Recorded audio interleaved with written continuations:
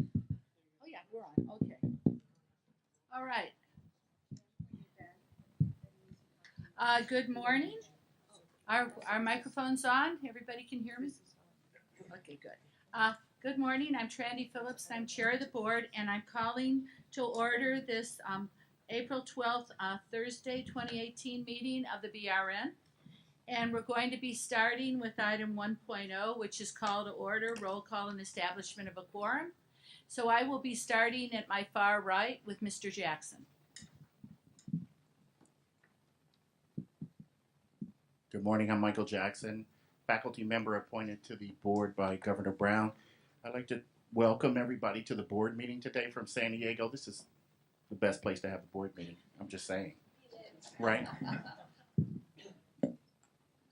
Good morning, I'm Cindy Klein, RN Direct Practice appointee of Governor Brown. The next best place meeting is in Riverside County at the Mission Inn because I live over there. Good morning.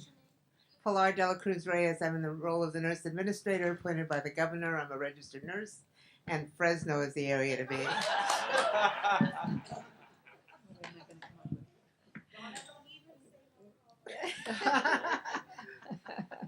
Good morning, Donna Gerber. I'm a public member. I'm appointed by the Speaker of the Assembly, Anthony Rendon.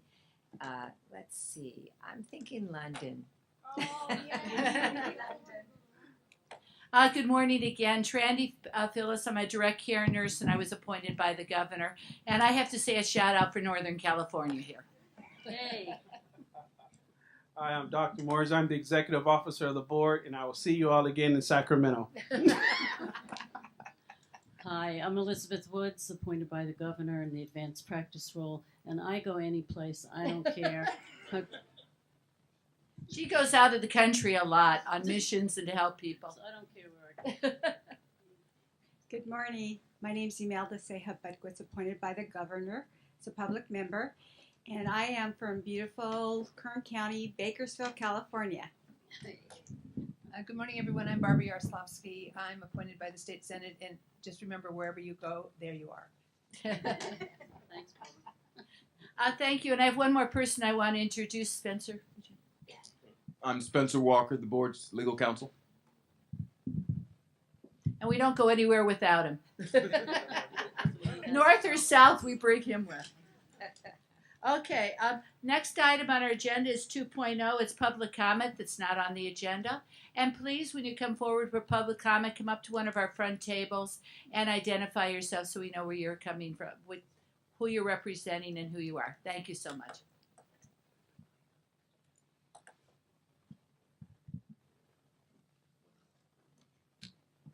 You want this done this way, Spencer? You want this to go to board staff and to be disseminated? Yes. So this should go to board staff? Yes. Okay, so I'm going to pass it down to Spencer to decide. Did you bring It's possibly right at least another copy that can be circulated? I'm giving you That can be all circulated of the, through the audience. There's not enough for everybody. Oh, I have Wait, some. my question was, is the process. The process was for me to give it to anybody that has materials that should go to board staff and not to board members. I do have extra copies here. That's not. Yep, pass them down. Okay, so here's the tall and the short of it. My name is Mary Wickman, and I'm the past president of ACNL. And also here with Scott, and I'll have you introduce yourself. My name is Scott Ziem. I am the president-elect for California Association of Colleges of Nursing. So what I'm presenting, what we wanted to present today was a letter that was drafted by the Quad Council. I'm not sure if you know the membership on that council, but we have ACNL, the Association of California Nurse Leaders, CACN, that's the California Association of Colleges of Nursing. We have ANAC, and we also have associate degree directors, both the North and the South. And so that's the membership of the Quad Council, and we came together with a joint letter on several different topics, and what we'll do is we'll go ahead and read you that letter. I'll let Scott start. So on behalf of the Association of California Nurse Leaders, the American Nurses Association of California, the California Association of Colleges of Nursing, and the California Organization of Associate Degree Nursing Programs, Board of Directors, and our membership, We are writing to express our related concerns to the clinical displacement issue that has been widely discussed by the BRN and has affected both associate and baccalaureate degree nursing program education in California. We stand collectively to uniting the professional nursing education and practice in California versus splitting and dividing our voice, as this issue has significantly impacted on education and practice and ultimately the health of Californians. And the first topic that we addressed was the support for collaboration between nursing programs and clinical agencies. ACNL, ANAC, CACN, and COADN are in support of a collaborative approach to clinical placements for all California nursing school students. This type of approach would allow us to address clinical placements from a position of solidarity versus one of division. We support the clinical agency's right to build clinical alliances with schools of nursing to meet the needs of their patient population, hospital staffing needs, and organizational goals, while also supporting the tenets of successful clinical consortium agreements in place throughout the state of California. We promote the development of innovative educational pathways that will foster diversity and quality in California's future nursing workforce. We support the need for a collaborative versus legislative approach for problem solving when possible. As clinical placements are a problem that requires all partners, school deans and directors, hospitals, CNOs, and BRN representatives to work together for the best solution for California, we support inclusion of all stakeholders in considering solutions to this issue.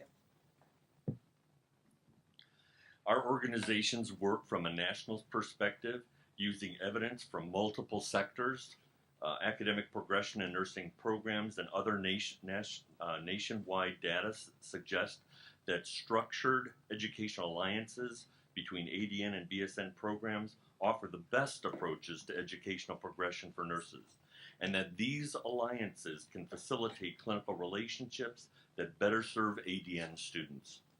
As current alliances have not been successful in quickly and systematically moving ADN graduates into obtaining BSN degrees on a large scale, we promote concurrent enrollment program models that have been successfully implemented in many other states such as Arizona, Florida, Oregon, and Washington as potential solutions to increasing the number of BSN graduates in California, resolving clinical agency concerns about having BSN students in their agencies, minimizing clinical displacement, and ensuring the education of a diverse, socioeconomically disadvantaged, and first-in-college nursing student. Finally, we suggest that schools engage in collaboratives, collective program outcome data, time to degree for ADN and BSN degree programs to validate and showcase effective and efficient pathways of student progression from ADN to BSN programs with timely degree progression. And our next point is to incentivize national accreditation for all nursing programs. We recognize the need for a professional nursing workforce that can coordinate and lead healthcare issues across the continuum of care. To achieve this outcome, we encourage the BRN to consider ways to incentivize ADN programs to become nationally accredited. Accreditation is a nationally recognized method for validating the rigor and quality of nursing programs, and many of the ADN programs in California meet accreditation standards. There are fiscal and organizational barriers that should be addressed to facilitate nursing programs in California obtaining national nursing accreditation. We encourage the BRN to consider methods such as timing BRN site visits to coincide with national accreditation visits up to 10 years apart, and accepting a single self-study that addresses both BRN and national criteria as possible ways to encourage ADN programs to obtain this objective. These strategies are also successfully used in other states without decreasing quality outcomes of nursing graduates.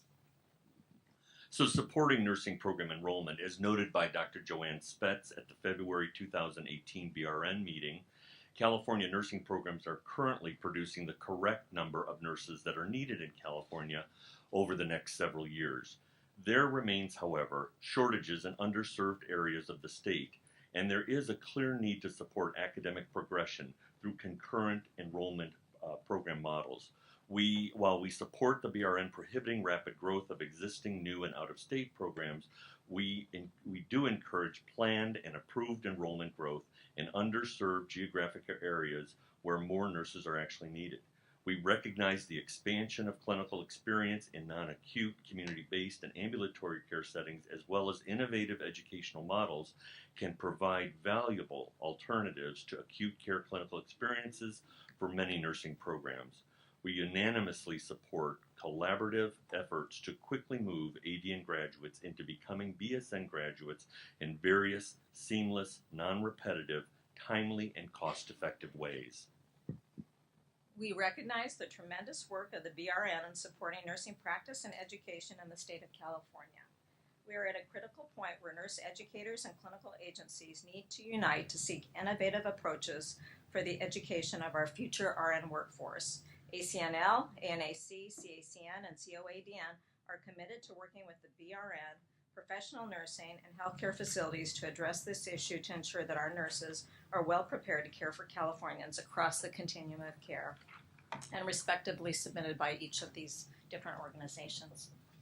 We take questions if anyone has comments or questions for us. It's not on the agenda. Right. Can I ask a question of clarification? Sure. Okay. I just have one question of clarification. I noticed on this document that we do not have a signature for the associate degree program director in the South. Is there a reason for that? Actually, the signatures are all on top of their organization. So if you look up from the bottom up, you'll see that signature. So.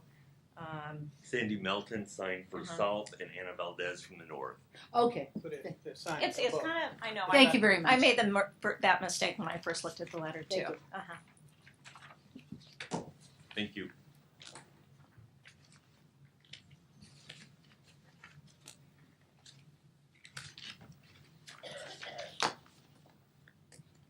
Good morning. Just be sure to introduce yourself.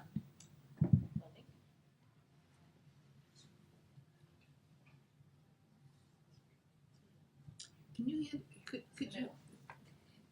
Can I ask that and if people have things to bring up to the board, but they would rather hand it to the staff and let them distribute it, please? It just makes our lives a little easier. Thank you. Or more appropriate. Forget easier. Good morning. My name is Marlena Montgomery, and I am a current Board of Director member of the Association of California Nurse Leaders, and I am here as their representative. I am also the current health policy liaison, and I work as the Director of Emergency Services at Sharp Memorial here in San Diego, where I appreciate you having your board meeting. The letter I handed out outlines a request regarding the newly announced fee schedule for licensure. I will read a part of that letter for you now. The Association of California Nurse Leaders Board of Directors respectfully request that the licensure application fee increases associated with our newly nursing graduates scheduled for the implementation of April 5th and now has passed be delayed until July 1st of 2018. The impact of these fee increases will have an untoward effect on our students, hospitals, and the health of our communities. ACNL is the largest affiliation of the American Organization of Nurse Executives, AONE, with approximately 1,500 members. ACNL's mission is to develop nursing leaders, promote professional nursing practice, influence health policy, and promote quality healthcare and patient safety. As a professional nursing organization for nurse leaders, we are committed to ensuring the future of our profession by investing in our new colleagues. This includes raising our voice when legislation or regulations negatively impact their ability to become registered nurses. Approximately 7,000 students will graduate and apply for licensure this spring. We understand the necessity of the fee increase. However, we believe that the short timeline for implementation of the new fees will create an undue hardship, resulting in a delayed application both for licensure and public health certificate. The data tells us that students who delay taking their NCLEX have lower pass rates than those who sit for licensure closer to graduation. Nurse leaders in our acute care facilities are committed to hiring new graduates and have already started start dates for the residency programs. If our students delay taking NCLEX, they will not be eligible for our summer residency programs. We are concerned that some of our students will seek licensure in other states than California. The people of California deserve competent RNs caring for them. We have educated these students. Let's make sure that we remove barriers to their employment. Increasing the application fee at this point is a barrier. Respectfully submitted from the Association of California Nurse Leaders. Thank you for your time.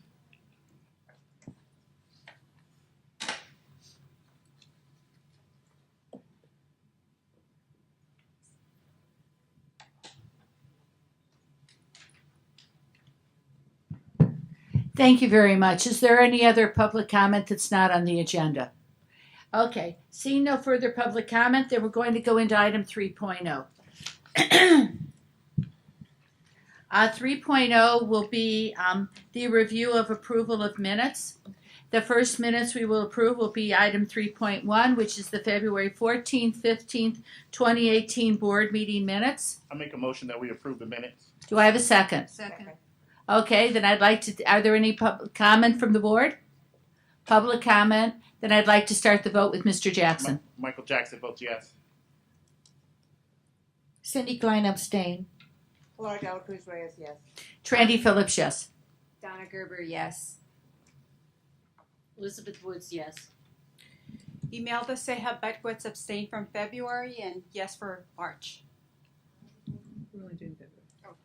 Barbara Yaroslavsky, yes. Okay, and then it's been approved, so I'd now like to move on to item 3.2.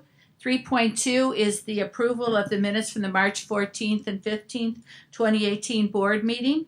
Do I have a Make motion? that we approve the minutes. I'll second it. Okay, is there any board comment? Any public comment? Then we'll start the vote with Mr. Jackson. Michael Jackson votes yes. Cindy Klein, yes.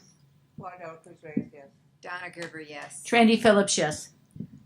Elizabeth Woods, yes. Imelda Ceja Bedwitz, yes. Barbara Yaroslavsky, yes.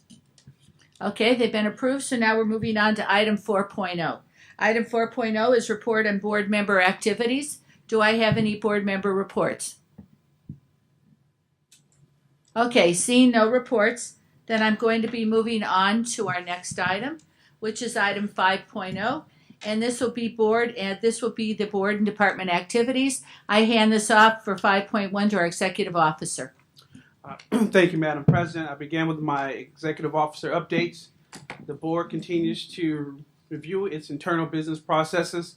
The board is currently processing and submitting a budget change process proposal to request additional staff to meet the operational needs. The staff will submit a concept budget change proposal to the department, requesting approximately 96 staff throughout the entire board. The additional staff will be used to improve customer service and the other central operations of the board. The board recently entered a memorandum of understanding with the Superior Court of California, Los Angeles. The MOU will allow the board to search the court's criminal calendar, criminal index, and other documents that may be relevant to the enforcement unit in effort to maintain consumer protection. Similarly, the board also entered a MOU with the California Department of Public Health, which allows the sharing of relevant data as well.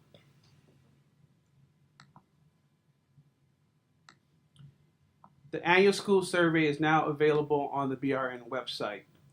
The 2017 BRN annual survey, school survey, and the certified nurse practitioner survey and the certified nurse midwifery survey should also be up on the website as well.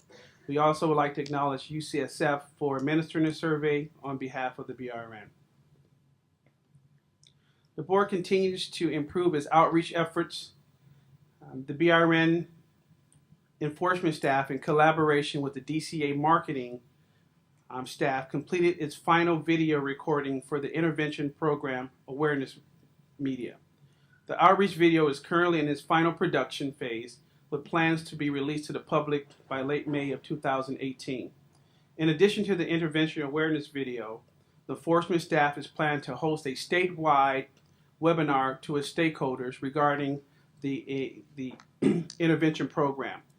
The webinar will provide a brief overview of the BRN's enforcement process. For more information about the enforcement unit, please visit the BRN's website.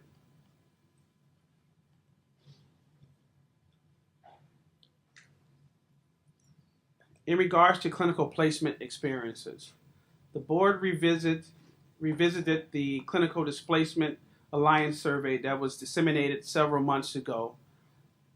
Unfortunately, the survey has some flaws in it, and we expect to redistribute that survey to our stakeholders within several weeks from now. The survey is complete. However, we will also like to disseminate the survey also to our clinical partners as well. So we're asking that all the deans and directors please complete their survey and return it to the board in a timely manner, and also our clinical stakeholders as well. I do want to note that once the survey is completed and the data is analyzed, we will release the results to the Nursing Education Workforce Advisory Committee, and they will make recommendations to the board.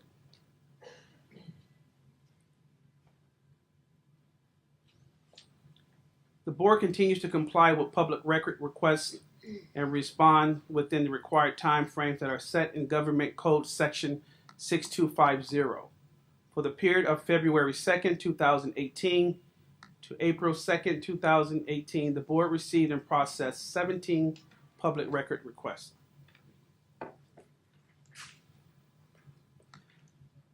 Just a reminder in regards to fingerprints.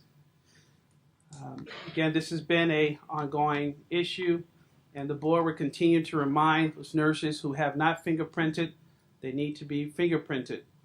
Please respond to the letters you received in the mail. We also ask that you check your Breeze account. You are given 60 days to comply with the fingerprint requirements by submitting fingerprints to the Department of Justice and providing proof of fingerprint submission to the board. Licensees that remain deficient are mailed a second reminder letter 30 days after the initial letter to remind them to follow up with the requirements.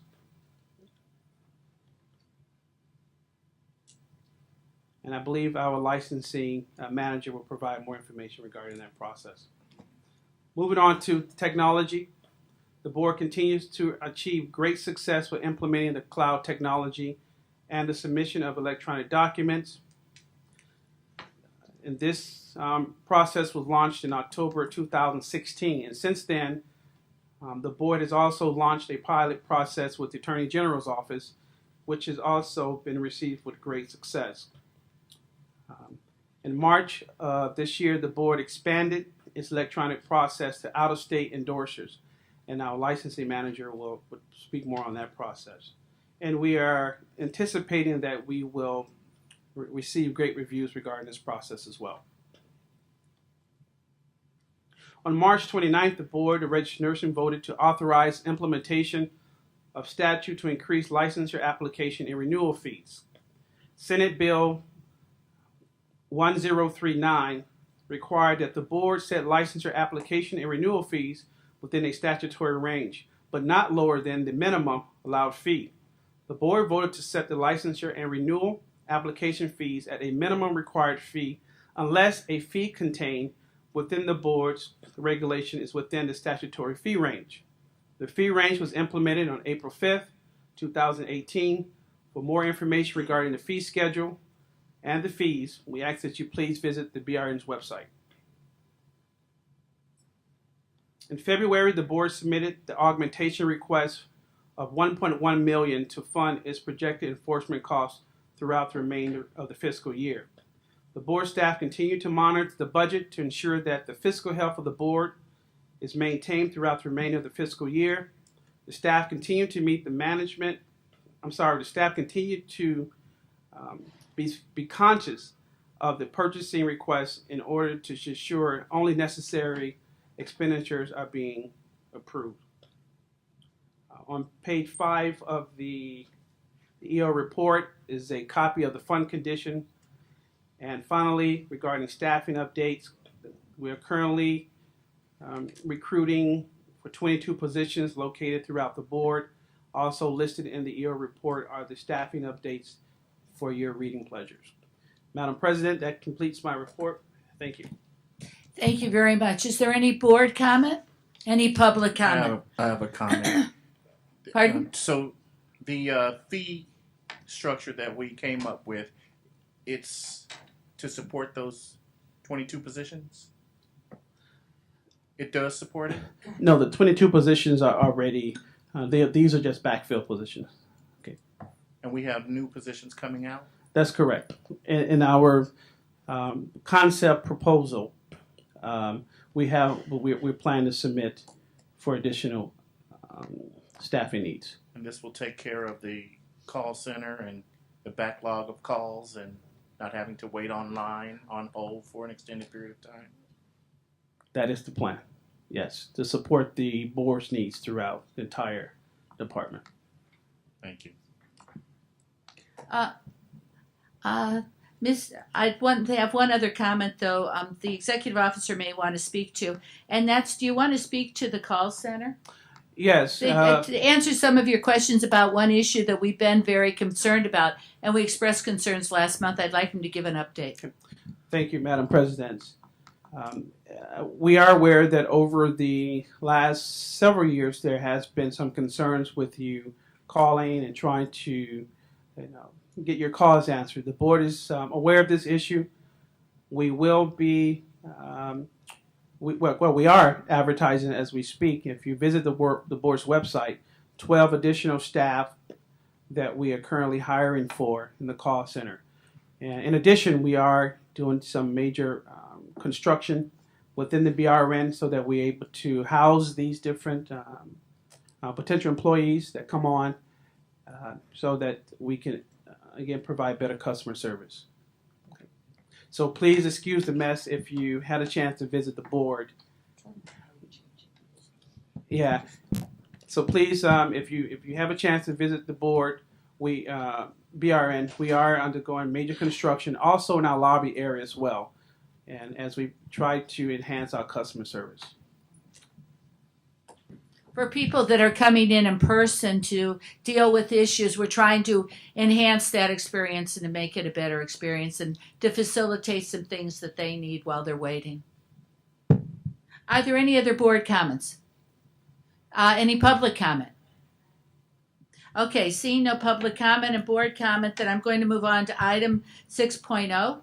Under 6.0, the first thing I have to talk about is in the administrative committee report is to review and possible vote on whether to adopt the draft 2018-2021 strategic plan. Oh, I'm sorry. Dr. Morris, did you do 5.2 of the DCA budget presentation? Oh, I'm sorry. You're absolutely right. Excuse us. We apologize. Thank you very much. We do have a representative from DCA who will excuse us. Sorry. Who will provide an overview of the budget process. Thank you, Dr. Morris. Good morning, board president, board members. Dr. Morris, legal counsel. My name is Mark Ito. Louder? Yeah, just a little louder. Okay. Good morning, everyone. My name is Mark Ito. I am your budget manager from the Department of Consumer Affairs Budget Office. I'm excited to be here this morning to present your budget and alleviate any questions or concerns you have regarding your budget. Let me start with a brief overview of the budget process. All programs under DCA, we participate in incremental budgeting, which means that the starting point of building your budget is the prior year's Budget Act, which was approved by the governor. In layman's terms, that means we don't start at zero. We start where we left off last year. And from there, we make incremental changes to your budget through budget change proposals, budget letters, executive orders, etc. And your current year appropriation for fiscal year 2017-18 is $40.86 million, and that is the number that is included in the governor's budget for this year. I also have an update on fiscal. I'm pleased to announce that period 7 expenditure reports have been released. I'm sure you've heard that The anticipation was once the period 1 reports came out that the rest of the reports would be released more expeditiously. And just this week we received the reports for periods 4, 5, 6, and 7. So we have expenditures all the way through the end of January, and we're expecting to get caught up soon. And we've been tracking your expenditures closely, and I'm glad to also let you know that you're currently spending within your appropriation, and we have no concerns this year with your spending. And with that said, at this time, I'll take any questions you have regarding your budget or any of the processes we do. So let me throw a ringer into the mix here. Yeah. Now that I just lost my screen, but it'll come back maybe. We're doing a good job. We're trying to stay on budget. We're doing what we need to do to get the job done. The problem is that they're. I don't think they can hear you. So you can't hear me? Speak a little louder in the mic. Bring it up more. So I'm trying to understand better how we can do a better job at ensuring that the money that we need to hire the people that we need help us out. Yeah. We're not able to spend the money that we have Mm-hmm. to fill the positions to get the work done. The call center was one of the issues, but for those that weren't here at the meeting last month that heard the hours, it's not minutes that people wait online, but the hours that people wait online. So all of a sudden, because there was a big blow up here, all of a sudden now things are moving. It's not the way things are supposed to happen. So how can we work better with your office to ensure that what for public safety and consumer protection, that the work that this board needs to get done is more in your scope of helping us out. Okay, sounds good. As Dr. Morris mentioned previously, you guys submitted a budget change proposal concept for 96 staff that is currently, I believe, in our office to take a look at. The budget office, we're committed to ensuring that your proposals moving forward are the best possible product. I can indicate that last fiscal year, 2 of the factors. Excuse me, I don't mean to interrupt you, but I want to follow process. And I think that her question's good, but we want to follow process. So as board chair, I'd like to reorder the agenda, and I'd like to segue from his statement of the DCA budget presentation, which he finished, and segue into the administrative report, item 6.2, which is an update on meeting with DCA leadership to discuss the BRN current budget status and need to seek additional resources. Now, if you want to just finish your comment, and then I'll go into the administrative report on this. Awesome. So as Dr. Morris mentioned previously, your program submitted a budget change proposal concept for 96 staff.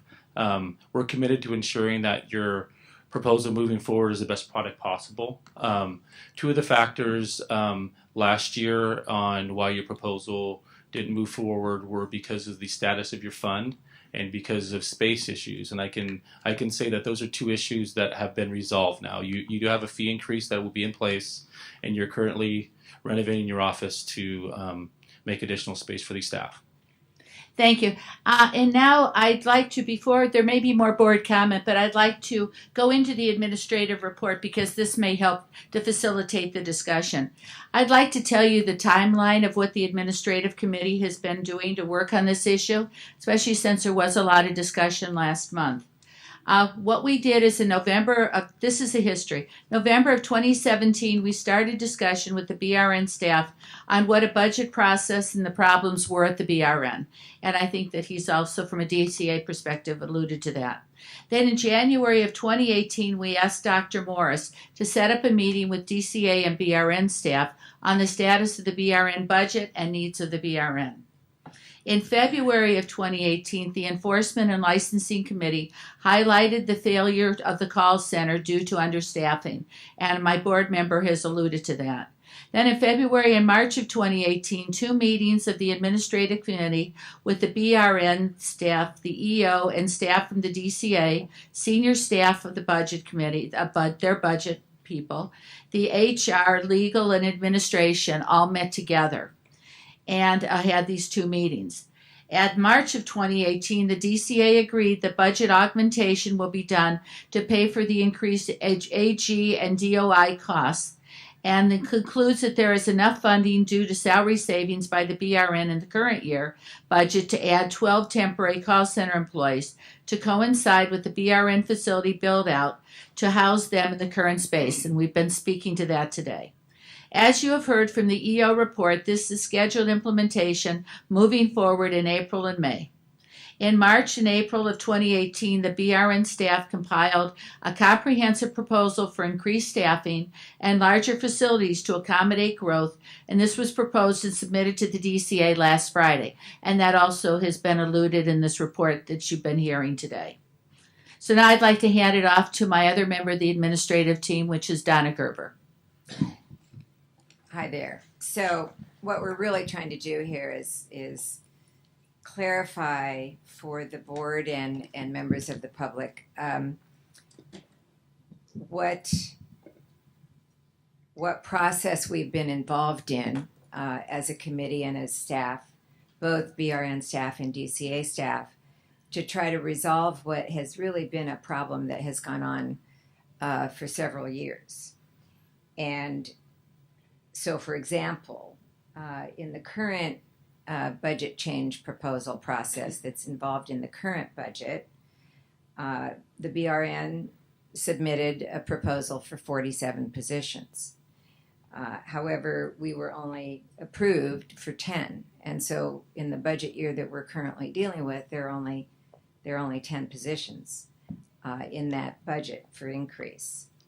And this has been, that's an illustration of what we believe, the administrative committee believes, is at the bottom of a lot of occurrences in the past few years where the BRN really simply didn't have enough staff support in order to deliver on the job and the work that we have to do. So obviously, you know, and then last month, in February, the Enforcement and Licensing Committee talked about the call center problem. And of course, when you only have 11 people trying to cope with 50,000 calls a year, that's impossible. So for any of you who've tried to call the BRN and had the kind of experience that we wish that you didn't have, frankly, it's just a numerical problem. It's a workload problem. In 2017, as we've talked about, based on a 2015 audit study, new fees were enacted by the legislature effective January of 2017. We certainly would have hoped that fee increase would have been processed in a timely fashion so that those fees could go into effect, because obviously that would have helped our fund balance. That unfortunately did not occur in a timely way. And that, I think, was kind of the event, along with the staffing issues that we've discussed, that led the board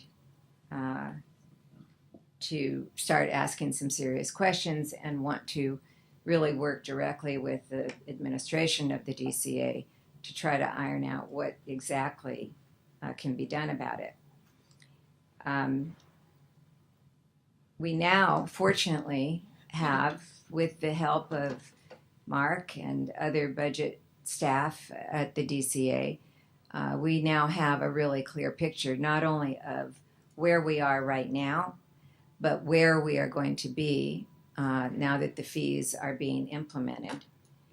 And what that has shown us is that we are going to have enough funding for these 96 new positions that we're proposing. We also should have enough funding, we believe, at this point, to increase the size of our facility in whatever manner that is determined to occur, to house those positions. So we won't be caught, as we have been in the past, where we can demonstrate the need based on workload for positions. We can demonstrate that we have the funding available for positions, but the thing that we're told was, well, you don't have room for the positions, so you can't add them. Well, that has to stop. So bottom line, there is now a proposal. It's in writing. It designates the 96 positions, and it has justification in it.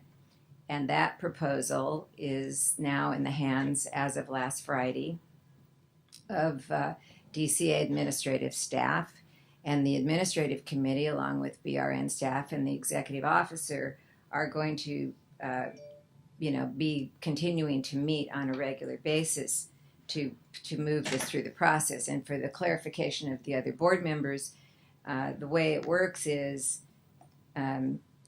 we make a proposal, DCA decides whether or not they're going to agree with our proposal, and then that proposal goes in next year's budget, which will be January of 2019, has to go through the legislature, come out the other end in order to, be finally approved. But I think the good news is that while in the past we had difficulty getting people above us to agree that A, we needed it, and B, we had the funding for it, and C, we had the room for it, I think we're on a lot better path to be able to not have those impediments occur in the future. But it's going to take a lot more work. And Trandy and I, Dr. Morris, BRN staff, we've spent a lot of time thus far getting to the point that we're at, and we're going to need to spend more time in order to make sure that nothing gets lost in the shuffle and nothing goes sideways or loses its momentum in terms of importance. Now, what's in the 96 positions? We hope to have that proposal available for viewing by the board for the next meeting in May. But I can tell you that basically it has funding for both administrative capacity, additional administrative capacity, such as legal, legislative, technological expertise that the BRN needs, as well as positions to deal with enforcement, licensing, NECs for the CE program, HR staff, human resources staff to help us deal with the issues involved in hiring. You heard earlier that we have 22 unfilled positions. Those are positions we have funding for, but they're vacant. It has to do with turnover, has to do with a lot of things, but getting a position filled in this particular system is very complicated, and so we're working on that as well. The largest single number of employees, I'm happy to announce, is 27, and it's in the call center. So that includes the 12, and then you add the 11 we currently have, if you want to know what the total is in the call center. Okay, there you go, 38. So what should the board do now? What the administrative committee is going to do is we're going to keep this item on the agenda moving forward every month and report to you on how this proposal for 96 positions is moving forward and what is happening with it each and every time. We feel that this is a very important part of what we do, and without that kind of constant babysitting, things can happen. So we're going to move on that. We also want to recommend that board, as you get a look at this proposal and see what's in it and begin to digest it and understand it, we're hoping that board members will advise their appointing authorities what this is all about and why it's important, and what we need here at the BRN. we also want to recommend that in future, we think that the BRN budget proposals should be standing items on the administrative committee, and that the board be in a position to approve these proposals. So in other words, once the BRN staff and the administrative committee agree on a proposal, because this happens on a yearly basis, there are always going to be budget proposals on a yearly basis, we think that that budget proposal should come before the board and in public be discussed and be adopted by the board. So we're going to be recommending that just in terms of the process. So the bottom line is that the bad news is we've had trouble in the past. The bad news is we don't have enough positions. We don't have enough expertise for what this board needs to do. But the good news is we know we're going to have the revenue. We know what it is, and so we can better argue for what we need. And we now have an agreement with DCA on at least a plan and a process that we're going to use to work together to hopefully make this a reality, or at least know why not. Right. So that's my basic report on, I think, where we're at, and then we could, Madam Chair, take questions if people have them.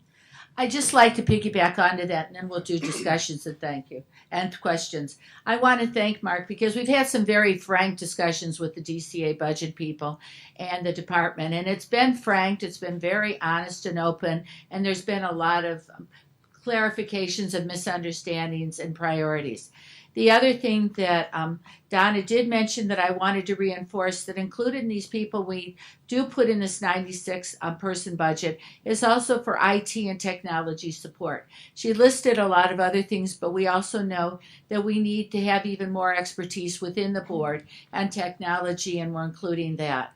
The other thing I'd like to say before I open this to public comment is about the DCA HR department. We also had some very frank discussions and very educational discussions with the HR people, because they've helped us to facilitate some different strategies to try to fill positions in a more timely fashion. And we want to get these positions filled. We do have the 22 outstanding, so their support and direction has also been, and giving us help has been very useful. So I just wanted to do a thank you to those people for the work they've done, and that we expect them to continue to do to support our board. Now I'm going to open this to board questions and then to the public. But before I do, Mark, did you want to say anything? I'm ready for your questions. You're ready for our questions. Okay, board members. Okay, back to the all right, Barbara. Back to the table. So I understand what budget change proposals are. I understand the budget process very well. Okay. I understand that we've had, and I can appreciate our administrative committee and want to thank them for their hard work and their diligent work with staff to meet with DCA and to make this go forward. But it's all talk. I want to hear what is your plan from your department to help us do what we need to get done, and what kind of a time frames can we set some benchmarks that within the, let's say, the next 60 days that there will be applications out, there will be interviews processed. Help me to understand what we're going to do So to from a make this budget, happen. Nobody can hear me. That's probably to your advantage. so from a budget change proposal perspective, our we do have a timeline which I can provide Dr. Morris that he could send to you to the board members for the BCPs. But our plan for the BCPs is to kind of walk hand in hand with you, with the board, to work collaboratively, to be transparent throughout the process, to provide feedback on your proposal to make sure that it is the best possible product moving forward. As for applications going out, I think that's it's kind of apples and oranges, because your budget change proposals, if it is approved, those will go into effect on July 1st, 2019. So that's a ways away in terms of the authority for the proposal. Now, let's say for the 12 positions that you're hiring, we are going to also work collaboratively with you on that. We've already talked to the board president and the vice president about those positions, and you're able to absorb those positions in the current year, and we're going to ensure moving forward in 2018-19 that you can also absorb the positions in that year through savings and other line items that will offset those costs. So that's not answering my question. Okay. What I need to understand is that, for example, the 96 positions that have been okayed now and approved, correct? The 96 positions, a proposal has been submitted, Right. a walk me concept through- proposal. Right. So walk me through the timeline.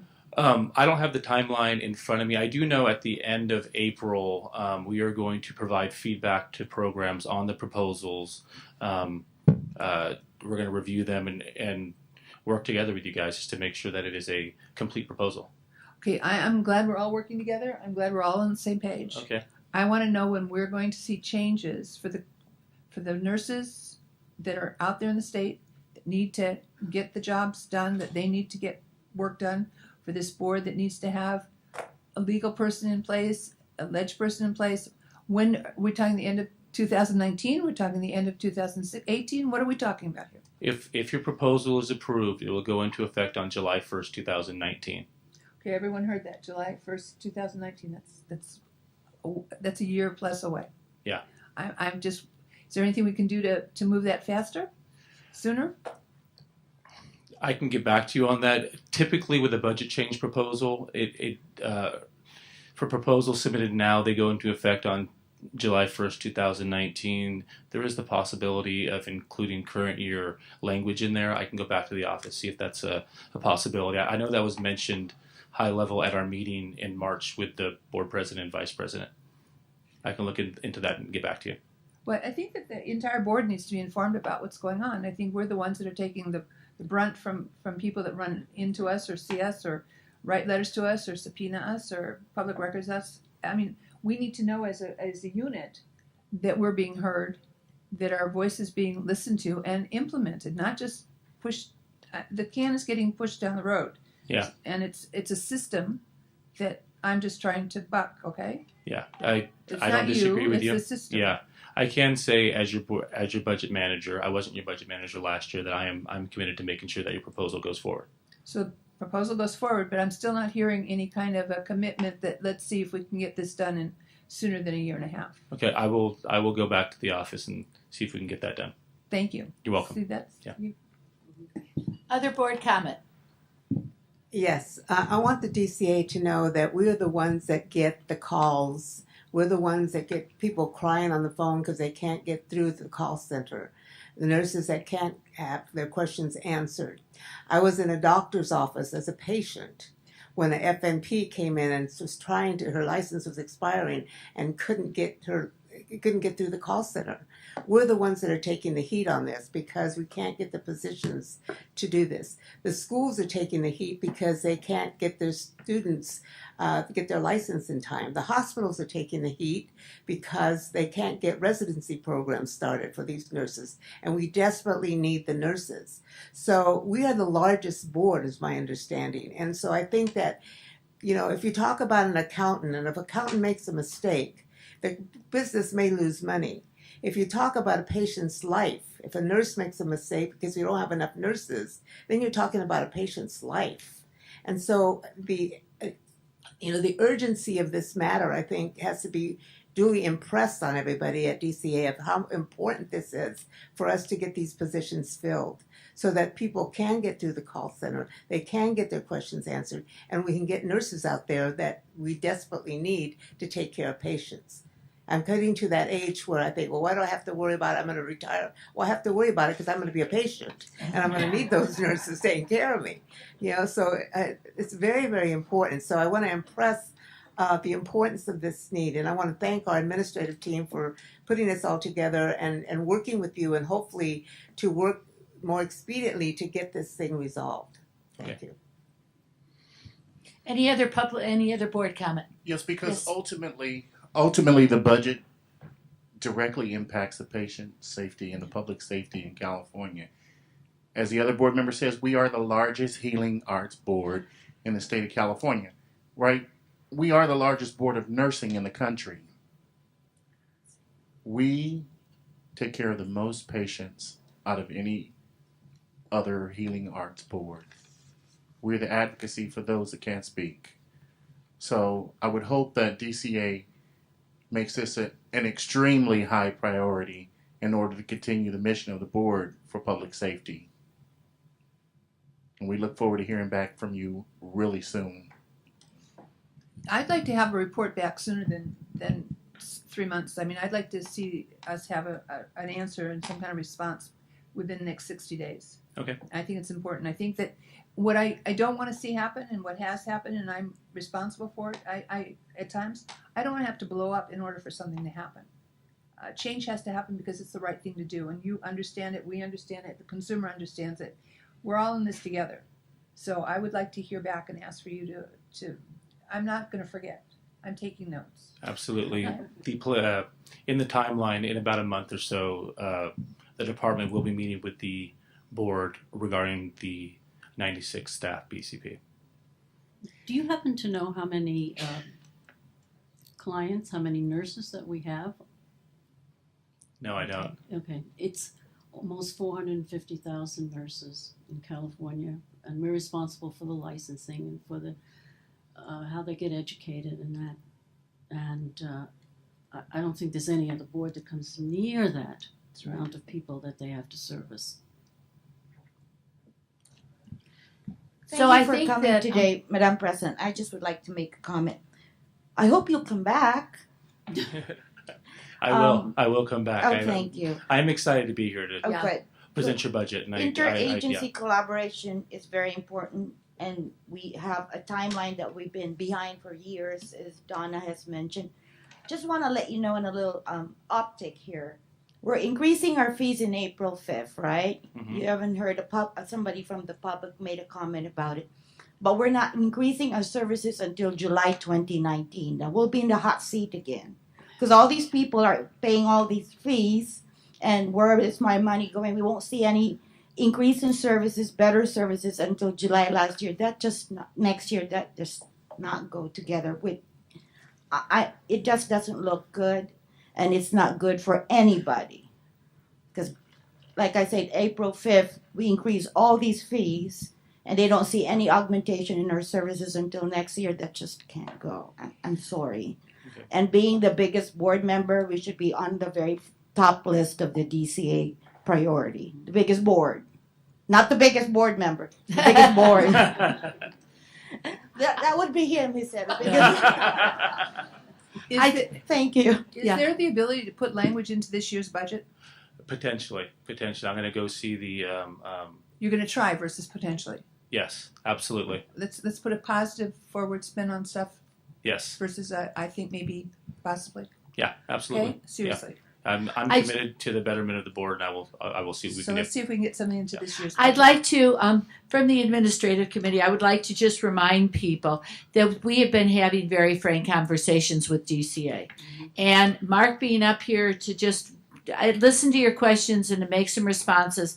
There is some movement that is being made. They are listening. And I think, I wasn't going to do this, but Chris, maybe I should say it. Just say that you're here also.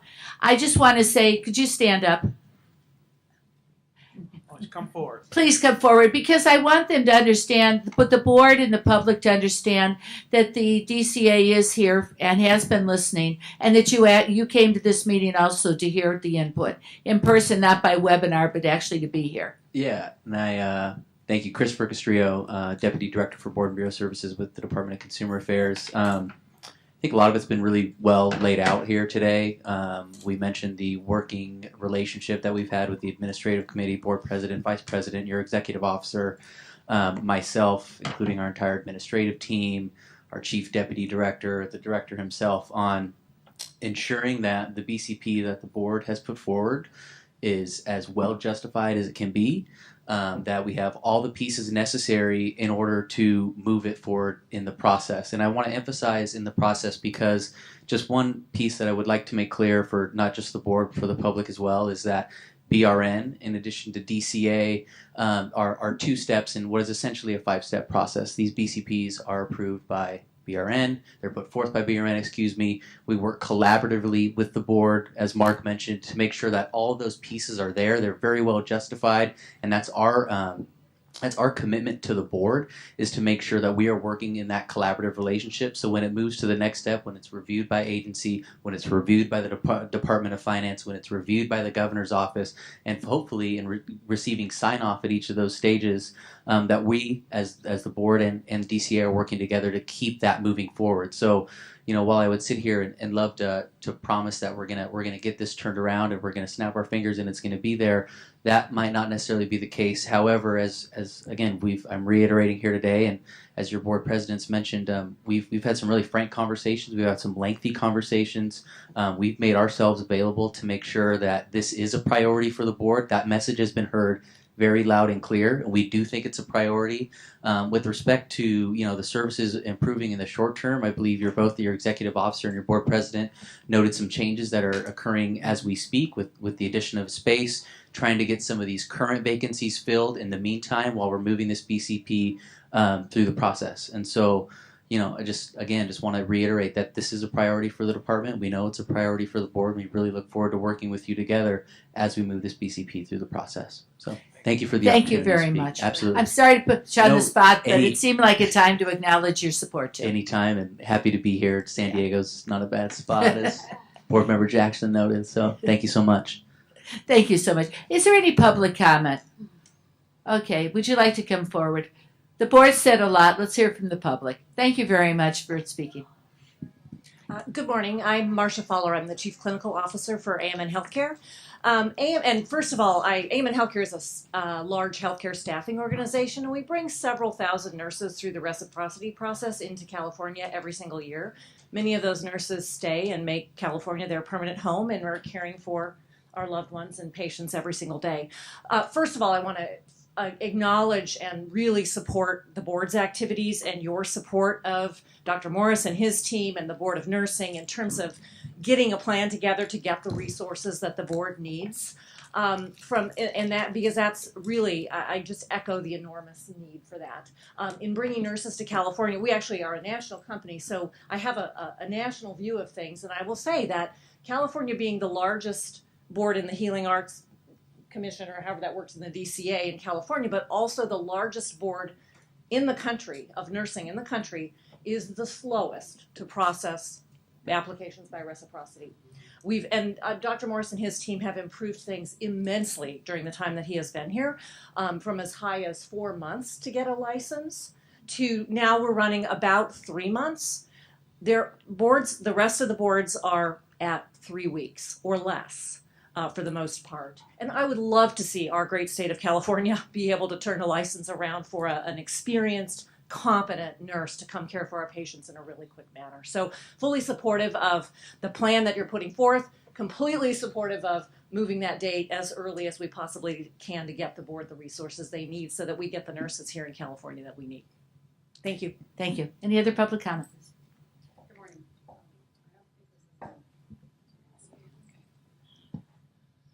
Thanks. Good morning to the board. A couple of comments. This is Judy Corliss. I'm a prior board member.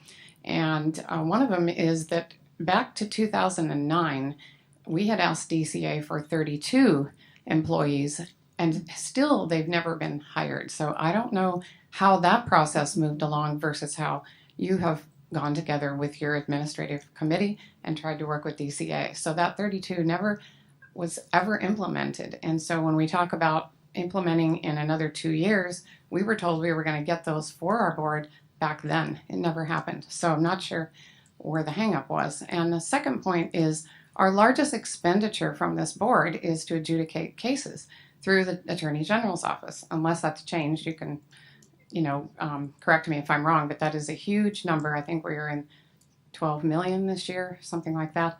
So you work with the medical board, and the medical board has a plan with their own legal staff within the board, and then they work with the attorney generals, and that saves them a lot of money. Barbara will know more about that because she served on that board. I don't have the exact figures, but if we were to hire people that work exactly with this board to help adjudicate those cases and then submit to attorney generals, we would save a lot of money. Could you comment on that?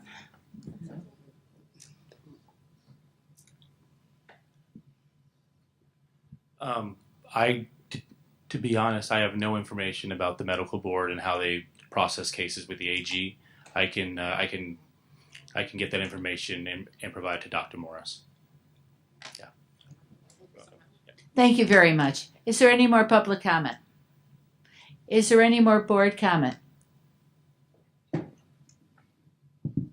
I just would remind the other board members that I did mention that once we bring the specific proposal to you in May, so you can look at it and see the specifics in it, you are free to go talk to your appointing authorities and explain it to them because, as was pointed out from the staff from the DCA, the budgeting process in California is a multi-step process, and it definitely involves the governor's office, the Department of Finance, the DCA, the agency that's over the DCA, as well as the legislature ultimately. So I think it's our job partially, once we know what our what we need and that it's justified and that we have the documentation for it, it's our job to then go forth and make sure that all the other folks that will be touching this in some way or looking at it, that they have an understanding of why this matters so that it doesn't, get lost in some other conversation. So there will be an opportunity for all of us to very directly participate in moving this forward. Thank you. Agreed. And as the former board member pointed out, sometimes the education to make sure that things keep moving is critical. And our appointing authorities have appointed us and assumed that we are going to keep them educated on the issues as time requires. So this is an opportunity to do that. So now, seeing no further comment, I'd like to move back to item 6. I'm sorry. I want to thank Mark for being here and thank the DCA for their support and information today. And we will continue this conversation. Awesome. Thank you for having me, board members, board president. Thank you. Have a nice day. Right.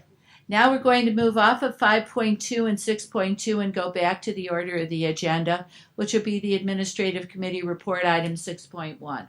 I make a recommendation that we accept the draft of the 2018-2021 strategic plan.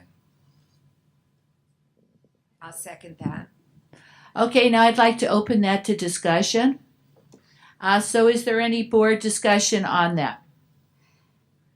That I would like to, having read it after I thought it was completed based on input from members of the board and other people on the strategic plan, I did find that there was a couple of sort of typos, little oopses, and I'd like to get those corrected. I think it was a language, just a language thing. Just a minute. Aha, okay, here we go.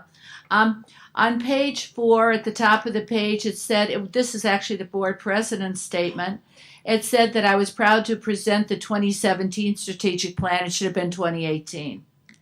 And then in a couple of places throughout the document, it said Nurse Practice Act, and really the terminology we use is Nursing Practice Act. So that needs to be changed. And also on page 7 under values, I wanted to put the paragraph that talked about effectiveness and integrity.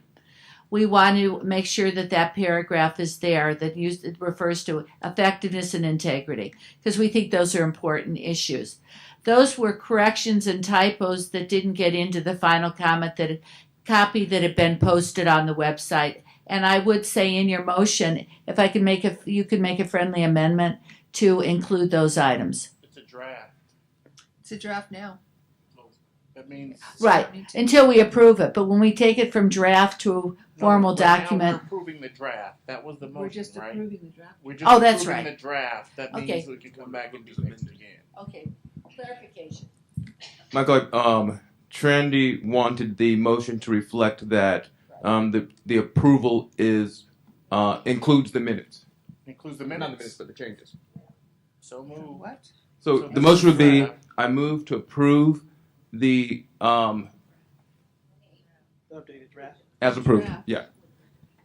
With the draft with the changes. Approve it as amended. So moved. Is that set in the second? Okay. Very good. Is there any board comment? Is there any public comment? Then I move that we could take the vote, and we'll start with Mr. Jackson. Yes. Michael Jackson, yes. Cindy Klein votes yes. Pilar Dela Cruz Reyes, yes. Donna Gerber, yes. Trandy Phillips, yes. Elizabeth Woods, yes. Imelda Seha Bedquitz, yes. Barbie Yaroslavsky, yes. All right, it's been approved. Now, before we go into item 7.0, I'd like to take a 10-minute break. Oh, thank you. And we will be starting in the 10 minutes because we have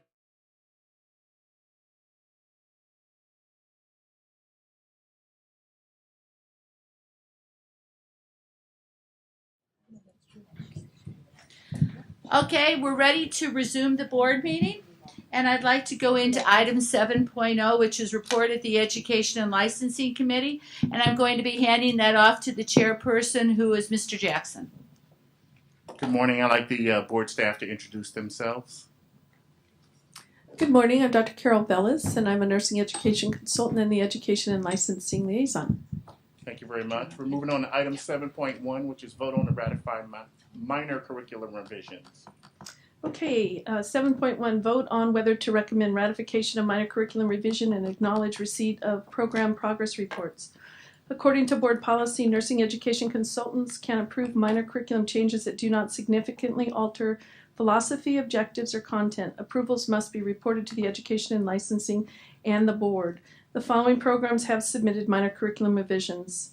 This agenda item can be voted on by a single vote. I make a motion that we accept item 7.1. I second it. Minor curriculum revisions. Madam President and board members, I've also included 7.1, which was not included in your packet. That was one of the handouts that I gave you. So agenda item 7.1 is vote on whether to recommend ratification. Oh, excuse me, I'm sorry. 7.2. 7.2 is vote on whether to approve Education and Licensing Committee. We haven't voted on 7.1 yet. Are there any public comments? Any board comments? I just for clarification, this item 7.1 she gave us today is going to be included in the motion? Correct. Okay. Want to vote? Seeing no board comments or no public comments, Michael Jackson votes yes. Klein, yes. Pilar Dela Cruz Reyes, yes. Donna Gerber, yes. Trandy Phillips, yes. Elizabeth Woods, yes. Imelda Seha Bedquitz, yes. Barbie Yaroslavsky, yes. Item 7.2. Agenda item 7.2, vote on whether to approve Education Licensing Committee recommendations. And these recommendations are from our meeting last month. The Education Licensing Committee met on March 15th, 2018, and makes the following recommendations. I make a recommendation that we accept Education Licensing Committee's recommendations. I'll second. Are there any public comments? Any comments from the board? Seeing no comment, Michael Jackson votes yes. Pilar Dela Cruz Reyes, yes. Donna Gerber, yes. Trandy Phillips, yes. Elizabeth Woods, yes. Imelda Seha Bedquitz, yes. Barbie Yaroslavsky, yes. Agenda item 7.3, vote on whether to grant initial approval of pre-licensure nursing program for Vanguard University baccalaureate degree nursing program.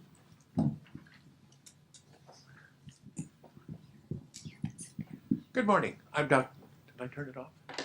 Okay. Good morning. I'm Dr. Wayne Boyer. I'm a nursing education consultant in Southern California, and I'd like to introduce Mary Wickman, who is the program director, Amanda Firestone, who is the associate director and will be director once she meets all the approvals, and also Mike Wilson, who's the associate provost and dean of Vanguard University. A little bit of background is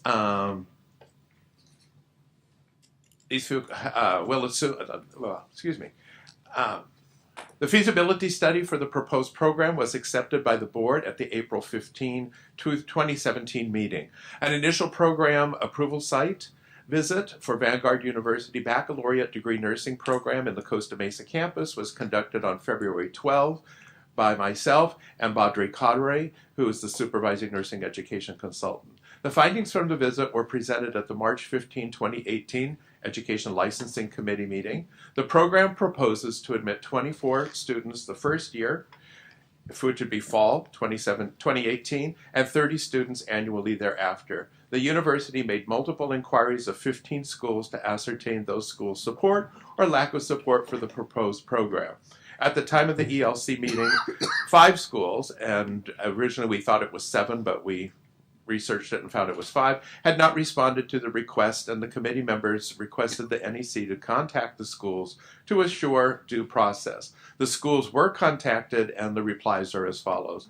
We got letters of support from Long Beach City College, Western University of Health Sciences, National University, American University of Health Science. The only non-supportive letter was from Cypress College. Vanguard University has received verbal or written support from 11 of the schools of the 15, so that's 73.3%.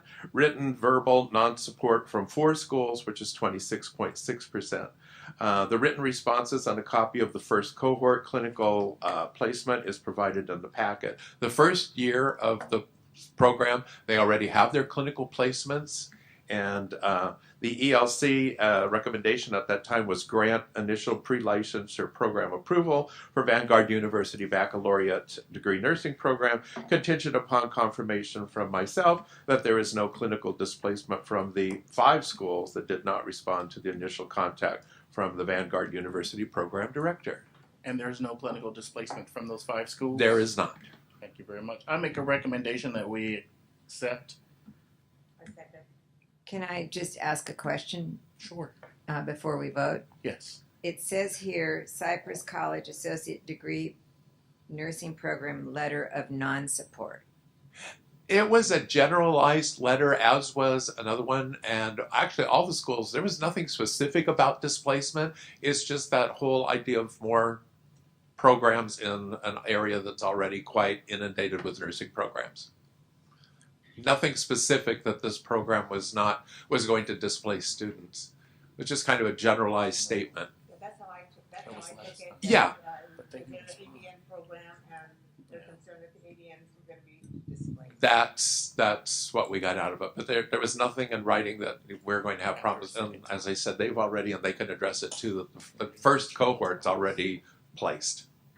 I did just want to make a point too. Cypress College is in North Orange County, and Vanguard University is located in South Orange County. And so just by virtue of our place in the county, all of the colleges around us gave us letters of support. And interestingly, we had 2 community colleges who initially gave non-support, and they were here and they testified probably about a year ago, and that was Saddleback College and Santa Ana College. And then on another call for the letters, they both gave support the second go around. So could I just, before you take the vote, it's not just a matter of clarification. You mentioned that there are 4 schools that gave non-supportive reasons for not supporting. Exactly. No major deal, but they're not listed. Could you just? I can say which they are. So in North Orange County, we had Long Beach City College and Golden West College. And they were letters of non-support. And then the other 2 schools, one was Cal State Fullerton, and essentially we did not hear back from them. We did not get a letter of support, non-support. We did talk to the director, Stephanie Vaughn, and she said that any letters would come from the dean, and the dean was not issuing letters of support or non-support. The last college was, I gotta think about that, was West Coast University, and so that was Robin Nelson, and her reason for non-support was that Vanguard had not secured clinical placements yet, and so at that point we hadn't. We are using the consortium process for any hospitals that are in that system, and they do not approve requests until the end of this month. So at that point we did not have their support. Thank you. Are there any public comments before we vote? I have another question. which is just to help me understand this. So, are you saying that Cypress College doesn't really use your clinical facilities for their clinical placements? Therefore, there's no interaction between where you're going to be getting clinical spots and where they would be getting clinical spots. Did I understand that correctly? Amanda Firestone has been doing all the detailed work with the different hospitals. Does that include the pediatrics at Chalk? I'm sorry, I didn't hear you. Does it include pediatrics? What has happened with Chalk is that they have given all the local colleges access to their hospital, but they've shortened the amount of hours that they're giving to each school. And that's across the board. So all the schools in Orange County use Chalk? All the schools use So Chalk. there is some type of There is. It's overlap. probably a little bit more right sizing of hours because some schools had done, maybe 135 hours or more, and that's atypical for PEDS rotations. May I answer your question? Yes. Cypress does use one of the facilities that we are looking to use, which is Orange County Global Santa Ana, but they use it on Wednesdays. We are looking for Tuesday, Thursday, Saturday, and what Orange County Global Santa Ana gave us was psych rotations those days. There are no displacements. In fact, we had asked for an OB site there, and their coordinator said, "I'm sorry, Cypress has it Wednesdays." And so I spoke to CNOs from other Orange Coast Global to work on that site. All right. Thank you. You're welcome. Any other public comment?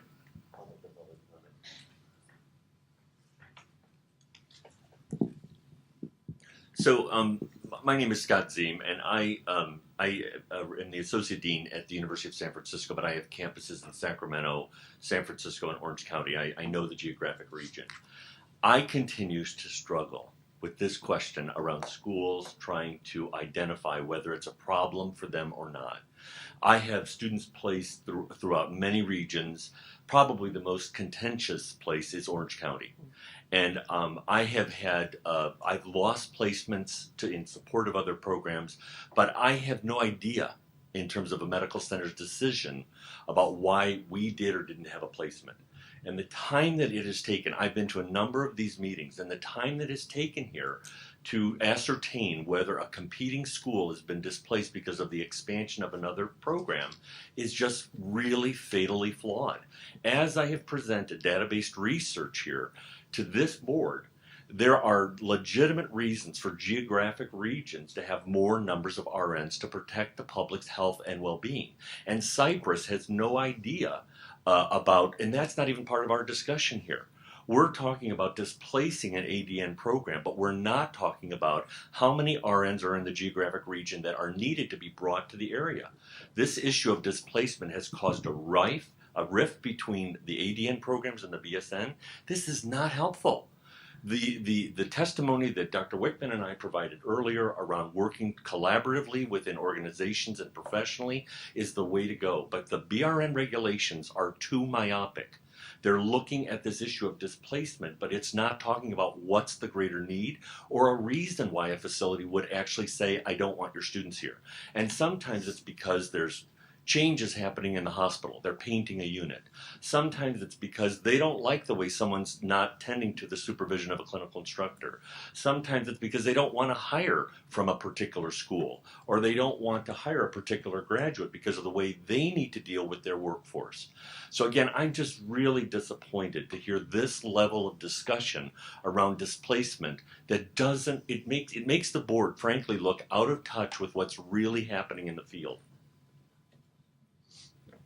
You know, let me just say respectfully that when you can't get placements, clinical placements for your students, you may have a different perspective. I've been there. I've done this for 22 years. Okay, so what we're doing as a board is enforcing the law and the regulations, and we're trying to do it in a way that is even-handed, which means when clinical facilities decide that they're going to prefer one kind of graduating nurse compared to another kind of graduating nurse, which has happened in the last year, I would suggest to you that it's not the board that is causing that problem. And to the extent that all of you interact, as you do, with, quote, your clinical partners, clinical facilities, that at the end of the day, when there's enough clinical capacity in the system, then we have no problem approving schools. We've been approving schools right and left. You look at this, talk about statistics, we've been approving new nursing schools in California at a rapid pace. But when there is compaction in a particular region, because clinical facilities either are at capacity or they are making other decisions that limit their availability to the nursing schools that the board has approved, that's not a problem that that the BRN is creating because we're myopic. That's a fact. Capacity is a fact, and everybody's going to have to figure out what's fair and what's right. Ms. Gerber, I want to thank you for your remarks because they put into perspective for me the issue. I just want to remind to go one step further, and I'm not saying we're there at all, but there are some institutions and other healing arts boards that face the problem of the private schools being able to pay for clinical placements and the public schools not being able to. And what it displaces are the residents of that community. So I look to the board and to the rules and regulations that we have to follow and are there. If the rules are there for a reason. If you don't like the rules, you can always take a look at changing them, and if they need to be changed, they'll be changed. But it's very important that there's a perspective of protection of the student as well as all of the schools to be treated equally. So I want to thank Ms. Gerber for her remarks. I did just want to comment that Vanguard University is a not-for-profit university, and so we would not have the budget. I wasn't to do suggesting that so. any of the schools are doing that. I'm just saying there is an extreme out there. Right. I do have a question concerning this 26% that were non-supportive. Are those places all in the same geographic area, or what do we know I about just those talked a little bit 25%? about them. We have two really that are more in the north, and so Long Beach is on the border of. Long Beach is in LA County. It's not in Orange County. Okay, so Cypress College came back with a no, and Golden West College came back with a no. And both of them tend to be more north in our county. And because of their location, even though they may come down and use Chalk and use some of the other hospitals, predominantly their clinicals are going to be close to where the college is. So both of those schools, Golden West as well as Cypress, are more north. Now the other two schools that gave non-support or didn't give support or not would be Fullerton and West Coast University. And again, they're further north. One is in Fullerton and then one is in Anaheim. So did they all give the same reason? Because they think it may impact their students finding a place to have their preceptorship? Well, definitely Golden West College as well as Cypress cited concerns about the whole issue of displacement. Not saying so much that Vanguard was going to be there at the same shift, the same time, but just a feeling that there's that there's a lot of nursing students that they have to contend with when they're seeking their own placements. I think what I've seen, and I've been in faculty for quite some time and the director of a program, is that a lot of it depends on when you're putting those placement requests in. And so as you look at scheduling, maybe for these longer established community colleges, even though maybe they've lost some of their sites, they tend to be weekday and day. And so new programs coming in then go to evenings or weekends or even nights. And so I think nights is a great option for students who are going to work night shift when they graduate. So Vanguard has done the majority of evenings, weekends. We do Saturdays, not Sundays. and we'll be doing night shift too. So I don't know if I answered your question. I think To the some other extent. 2 schools, Fullerton, the dean just didn't want to give a letter of support or non-support. There was Yeah. just no response. And then West Coast was concerned that we hadn't gone through the consortium placement, but the way the approval goes is that we're not at the point, because we're a new program, of knowing what placements are approved. That won't be until the end of this month. That was my next question is, do all of the schools belong to the consortium? Or Not all of them do. In fact, what Amanda did was, because we haven't been through that whole process with the consortium, we picked schools that are non-consortium members.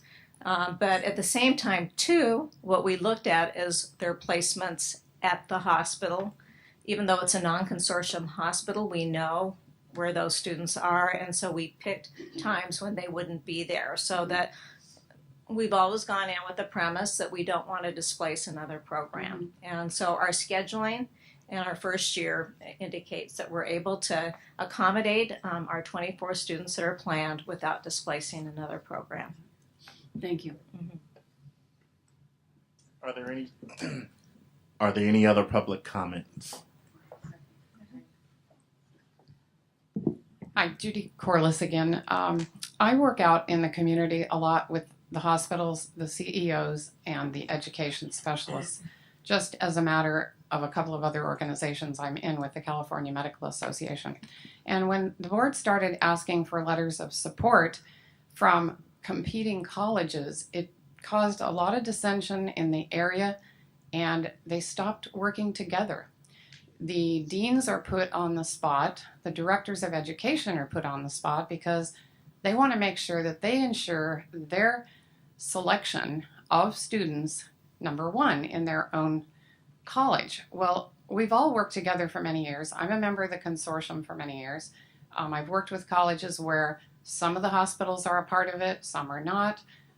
We have tried to work with each other and not do this displacement thing. I think there were a couple of incidences where that happened, and then everybody got on the bandwagon about, oh, we're going to get displaced. But it isn't the college deans and directors that are displacing. It's the hospitals need to be a part of the discussion as to how they want to utilize the students throughout all of their departments. They weren't using all the departments. One of the people that I know is a CEO of 7 hospitals. She said, we have so many spots open, it's not even funny. They just don't come and ask for it. In areas of the hospital where they could learn in the GI lab, or they could go to the fast track of the emergency room, or there's just a number of places where a lot of the colleges have not asked for those particular rotations. So when you get a letter that's of non-support, it isn't specific to say why they don't want it. It's really personal on their part to say, well, we don't want anybody taking our spots, we want to have them all. There's plenty of spots for the students out there. And so I think asking for all the colleges right around you that aren't even necessarily going to compete with, say, their college, and I don't work with Vanguard, but I know Mary well, and in the consortium, and I think it's not getting to the bottom line of the issue, and it's caused dissension. So now some of the directors are saying, well, we're not going to give letters at all. So that's making the board think that they don't want to make a comment and that they're against it. They're really not against it. They don't want to get in the fight. When you were a board member, yes.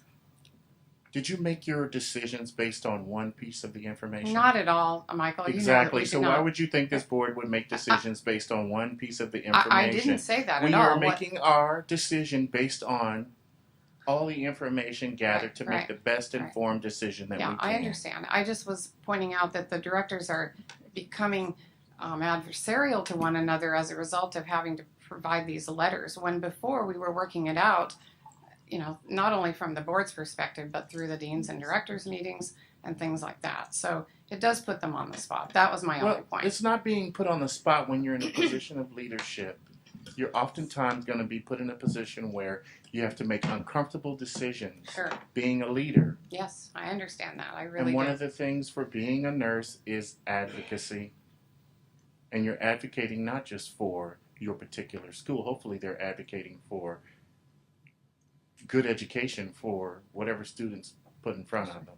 Sure. And I do think the other point of that is most of the schools have way more applicants than they could ever deal with. So it's not like they're going to be not having enough to fill their spots. Mary can say she's got, I don't know how many for every 30. You've got one of the schools reported 1,000 nursing applicants for 30 spots. And our goal and mission is to protect the public. Right, I understand that. And to bring leadership folk together. Yep. So You're we right. can have a discussion. You're and correct. this is what we've been doing, is I know. encouraging the discussion. Right. Okay, so anyway, that So was we my don't have a myopic view. Right. Right? And so we can remain in touch. Right? We need to remain in touch with what's going on in nursing. That's right. Thank you so much. Are there any other public comments?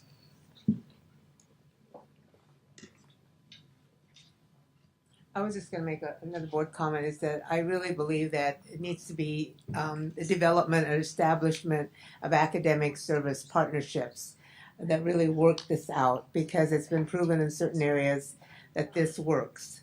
And so by having people that talk to each other face to face, know each other, they work out the situation, and it can be done. I know that in some areas they have more hospitals than in other areas, but sitting down and working together as academic leaders and service leaders, it can be worked out.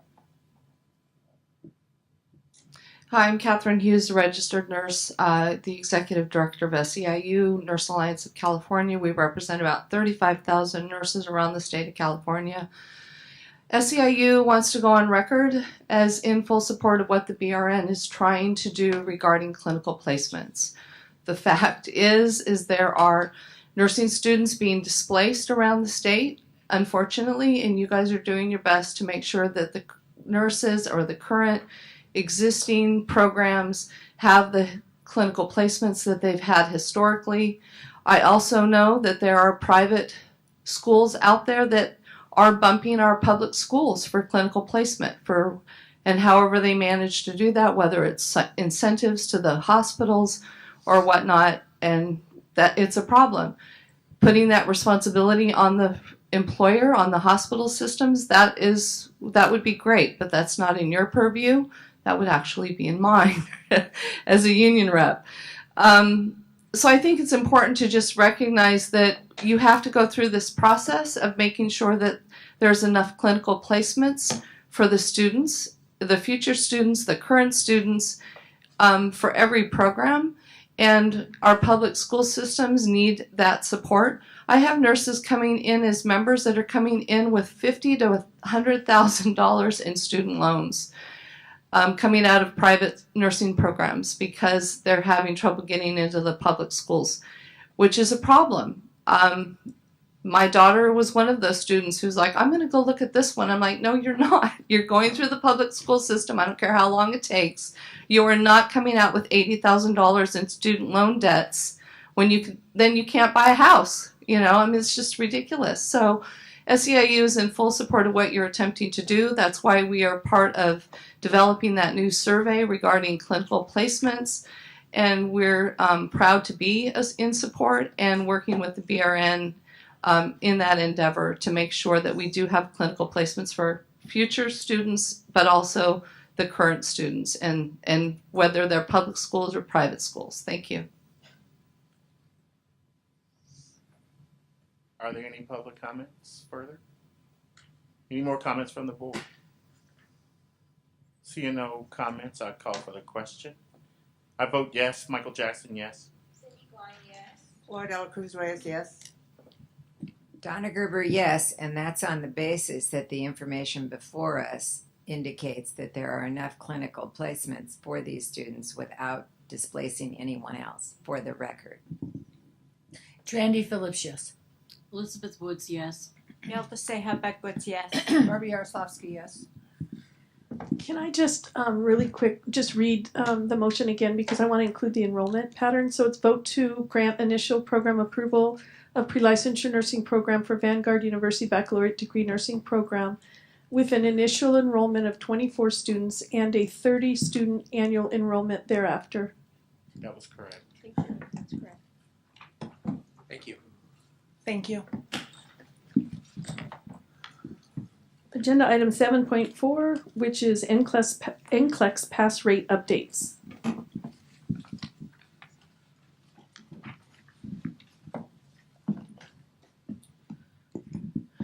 Good morning. My name is Katie Doherty. I'm one of the nursing education consultants in the Sacramento office of the board. This is an information-only item. And before you, you have the customary 2 tables of NCLEX reports for first-time candidates. The 12-month rolling total that we're talking about is April 1, 2017 through March 31, 2018. You can see that California had 11,866 first-time testers and a pass rate of 90.50%. That is up 1.5 or 1.15% over last year. In the United States and its territories, including California, there were a total of 158,377 first-time testers, and the pass rate is 87.53%. And again, that's up nationally 1.85% over the previous 12-month rolling total for last year. We also do a comparison of first-time testers for that 12-month period. For first-time testers in the range of 8,285 through 11,866. Once again, California is number 1 with 90.59 or 50, excuse me. And Texas, followed by Texas with 11,813 at 90.49. New York, followed by New York and Ohio. For the quarterly, which is the next table down, we're reporting on the period January 1 of 18 through 3/31/18. You can see California had 3,327 first-time testers, and the pass rate for the quarter is 91.76%. Again, commendation goes to the nursing education programs for the rigor of the program, for the written policies and procedures, and the instruction that they have demonstrated via the NCLEX results. Comparison quarterly with first-time testers in the range of 2,329 to 4,169. Texas is first with 91.92%. California is second with 91.76%, followed by New York at 88.02 and Florida at 76% with their 4,100 first-time testers. Any questions about those first 2 tables of reports? If not, I'll move to the second table, which is the breakdown by degree type. Again, you can see we're reporting for January through March. And again, comparable to the 2017, the quarterly rates in all categories are up in the range of 1.1% to 2.1%. Any questions about those figures? And then finally, I'll go to the last information only item, and that's just to let the board know that the 2017 RN practice analysis is now available on the National Council of State Board website. If you recall, the practice analysis is done every 3 years. Typically, they send out these surveys to around 12,000 individuals. The overall response rate was around 2,200. For this particular practice analysis, they do both web-based and paper and pencil. California typically has over 200 respondents that participate in this practice analysis every 3 years. And basically what the practice analysis respondents have indicated is that the activities that they respond to on this practice analysis do reflect what they're expected to do in current practice. The other thing that the practice analysis does is it's one of the methods that the National Council of State Boards of Nursing really uses to evaluate the validity of the test plan and the content distribution in the test plan, as well as preparation for entry into practice. It gives the National Council of State Boards the necessary evidence to validate that the NCLEX exam, RN exam on a regular basis is not only legally defensible but also psychometrically sound. And then the final thing I just wanted to let you know is that if you recall, the 2019 test plan is scheduled for implementation April 1 of 2019. Do you have any questions? Just a comment, Katie. Yes. No question. But in addition to thanking the schools, the deans and directors, and the students, I also want to thank the NECs for the work that you do, for ensuring that the rigor remains there and the oversight is maintained. So thank you for the work that you do. And from the board, yes, the same. We really do thank you for all that hard work. And we don't always get a chance to thank you, but we do always are committed and supportive of our NECs. Kudos. Thank you. Thank you very much. And finally, agenda item 7.5, licensing program update.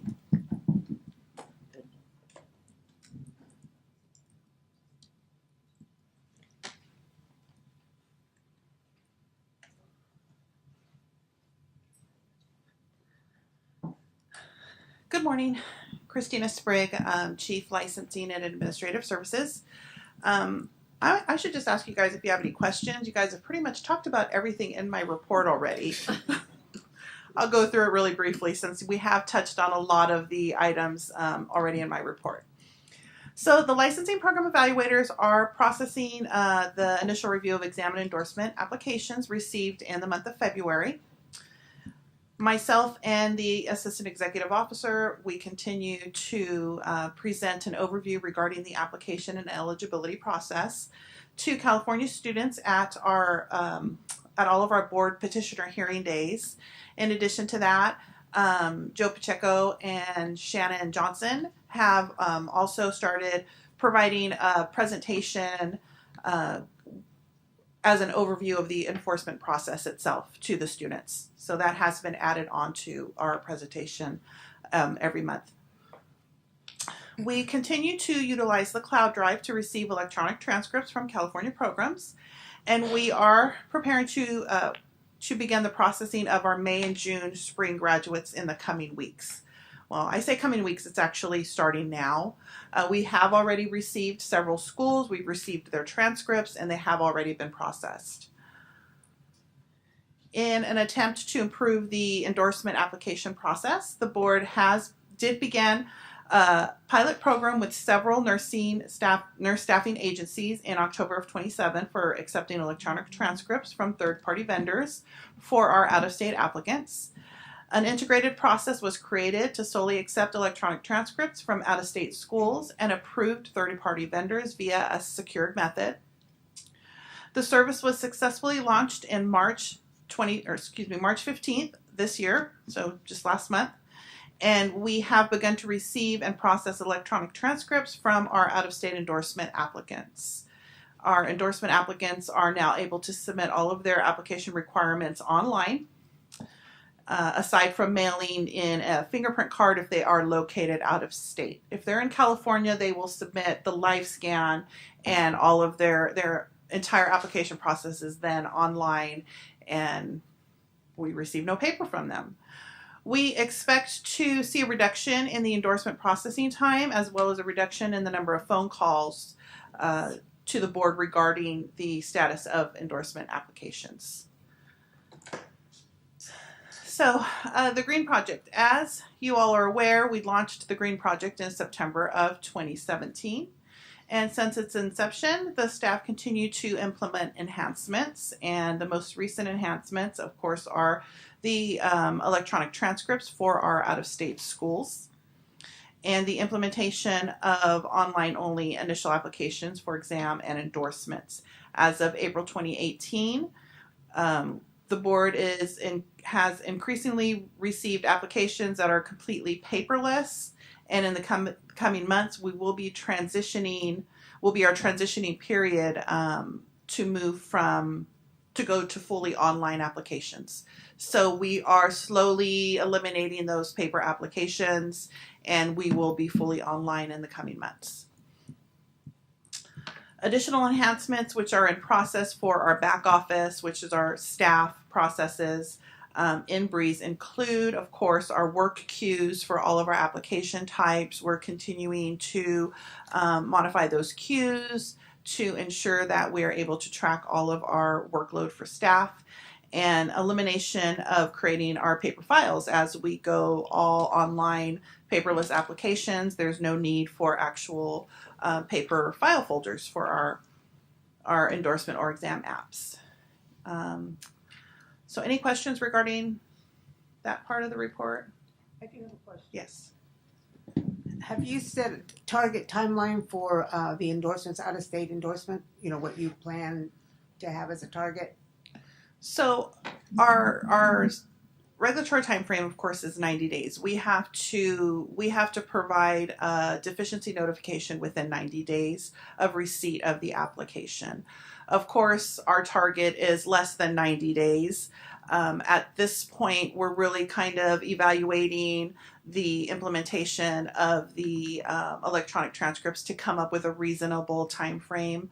I would like to say within days, but that, of course, will take the necessary staff. It will more than likely 6 weeks looks to be around the time frame that we think we'll be able to meet once we are fully staffed. Okay. And will you give us those updates and how you're doing with that? Yes, we will. If, Christina, if I can also piggyback on your comment. Pilar, that's again, as we hire more staff and we continue to work with third-party vendors, to receive the electronic documents via our electronic process, that's going to continue to be an improved added process to the board for those endorsers. So moving on to our public information unit. So the board's call center, as previously discussed, we support a population of over 435,000 licensees and over 35,000 applicants. Currently, we have 11 approved employee positions, in which 3 of those positions are currently vacant. One of those positions is assigned to work the public information counter, leaving us with only 10 positions to actually answer calls, 10 of which 3 are vacant. With the size of the board's licensee and applicant population, this equates to our call center agents supporting approximately 50,000 licensees and applicants per agent. The average monthly calls received is just over 56,000 calls, and currently board staff are only able to answer about 10.6% of the calls annually, which breaks down to an average of about 6,000 calls monthly. And we previously discussed our agents. I've provided the information, but the statistics on the individual agents themselves per hour, they're usually able to answer an average of 6 to 8 calls per hour. So the call center supervisor and manager have been monitoring our daily statistical information, and they've been working with staff to increase the number of calls answered per hour. The call center supervisor has worked directly with call center staff to draft scripts for call agents to use when responding to callers' questions. The scripts cover a variety of common questions and scenarios that are received by call center staff daily. They provide responses based on the type of questions and where in the process the licensure renewal application may be. The scripts will also guide the agents when responding to uncommon questions and assist them in locating appropriate information within the Breeze system to ensure that they are providing appropriate and accurate responses. Our call agents are also required to document notes for each call within our Breeze system. So the scripts make it easier for the agents to cut and paste the information, the responses into the Breeze record, so that it is readily available for future agents to review if the licensee or applicants happen to call back again. Implementation of the scripts by a few agents has been successful in ensuring that each agent is providing appropriate and accurate responses to callers. Additionally, initial use of the scripts has shown an increase in the number of calls the agents have been able to answer per hour. And training on the use of the scripts is ongoing with staff, and the call center supervisor will continue to monitor the effectiveness of those scripts. So even with the staff that we currently have, we are still trying to figure out ways in which to assist them to respond to as many calls as possible within that hour. And we have noted that some of our agents have been able to answer more calls than what we have documented in our statistics here just using those scripts. So far they've been successful, and of course we will continue to update those, add additional responses and information for our agents to use to the callers with the callers. So we have worked with the DCA budget office to review our current budget, and then we determined that we are able to temporarily fund 12 limited term positions for the call center.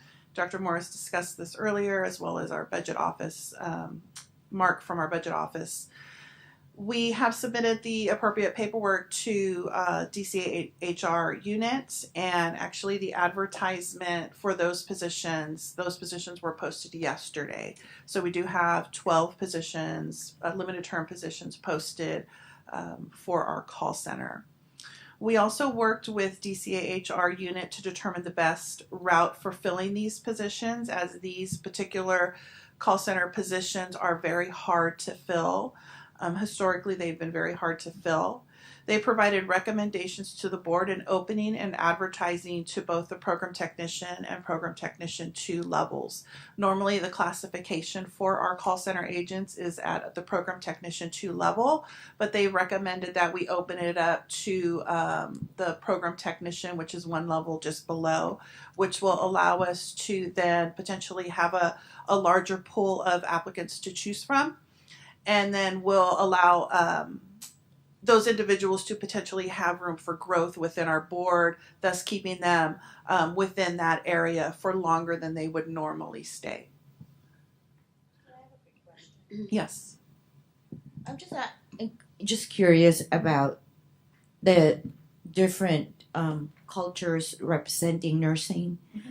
Let's say, do we have bilingual people on staff, or somebody that can only speak purely Spanish, Vietnamese? How are those calls handled? We do not have bilingual staff on with the board at the moment. We have been working with the HR unit to basically conduct surveys, etc., to determine whether we need to have bilingual staff. The department, I believe it's every 2 years, conducts a language survey, which the board does take part in, to determine if the board does need to have bilingual agents available. So at this point in time, and from the past surveys that we have completed with the department, it was not necessary for the board to have the bilingual staff. But you have a number you can refer them to interpret, right? Yes, we do. Okay, that's all I need to know. I Thank have you. a follow-up question. Nurses practicing in the state of California, they're all have to speak English, right? Correct. So the need of bilingual call center staff, I'm not sure that it's really necessary. Maybe one for, questions from other countries, but Well, we do have a significant amount of foreign applicants. Yes, we do have right. a large So if number we of have one for one person designated, maybe I guess we'll have to determine the need which is what we are looking at. But in past surveys that we've completed with DCA, we have not needed. So we I've have also not had a need. a question on this. So let me suggest that I'm looking at the statistics here for your calls per hour, per day, per week, per month. And I've sat and listened to the stories, and I've heard the timelines and the time frames that are more than an issue for me. And I'm wondering about the opportunity of, and I would also venture to say that sitting on the phone answering questions for 8 hours a day is a difficult task. It is. So I would wonder about the idea of a more cross-training and maybe opening up overtime opportunities for for other staff that are not not permanent call center people to be able to work maybe on weekends or evenings to rotate through. That maybe that there needs to be a different culture in the call center generally. That maybe you want to take a look at what other entities that maintain call center based businesses are doing to be more creative, to keep their employees, to get their employees, and to get more employees. Because what you're doing is what you can do, but there may be more creative opportunities out there. So I just recommend that you try and see, because the numbers are not changing that much. Correct. Yes. I guess I'm not as much concerned about nurses for the translation, but people calling in that want to make a complaint would be at least where you would see mostly where you would need translators. No? Or I actually don't know regarding the complaints process. Joe's group usually handles any of the complaint calls because they are able to call through. There's a number that they can call through and it gets transferred directly to the enforcement unit. So they would call through a different number, is that it? There is a different number, and then they can call through our normal number and press a number to get to the enforcement unit, and then there is also, I believe, a complaint intake. I have a suggestion on this. Rather than go off of sort of anecdotal data, if this is a concern of the board and you do have a report, that's a survey that's done, maybe what the board should see next month would be the survey. The results of the survey. And then we could look at what the results are and then make conclusions based on that. Didn't you say that there was the DCA did a biennial survey? DCA does do a bilingual survey. Do we get a copy of that? We do not. We do not receive a copy of the results of those. So, and I have to see when the last survey was done. I can't recall if it was last year or if we're due this year. Okay. So I will check with DCA. I'm just thinking it'd be better to work off of real hard data on this. Yes. Maybe at the next board meeting if you have information. Okay. Yes. So as to the question regarding interacting with people who speak languages other than English, we did conduct a survey last year regarding our complaint staff, and we do it every year about languages. And we had, during the 1 month period, we had 0 calls from languages other than English. However, our investigators do interact with complainants that speak other languages. And DCA contracts with a company that we can do over the phone, real-time translation, and we use that, and it's part of our policies and procedures when interacting with people that speak other languages. So I just wanted to Thank you. Thank you.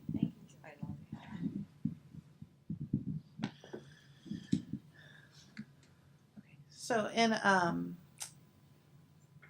addition, DCA's Consumer Information Center has loaned the board 2 staff to assist in our call center, and those staff are currently being trained to respond to board-specific calls, and we expect that they will be taking calls within the next 2 to 3 weeks. So our call center, also as previously discussed, our call center renewals unit reconfiguration is currently underway. The construction and reconfiguration started actually on this last Monday, and it will take approximately 2 weeks to complete. During this time, the board's call center, our public counter, and our renewal staff have been relocated to the DCA's headquarter building at 1625 North Market Boulevard in Suite N202. Notification of the temporary, I believe it's S202. I'm sorry, that's incorrect in my report. So it's in Suite S202. Notification of the temporary relocation of the board's public counter has been posted to the website on our phone tree recording, and of course the sign has been posted in our lobby. Our board's, the main lobby of our office at 1747 North Market Boulevard.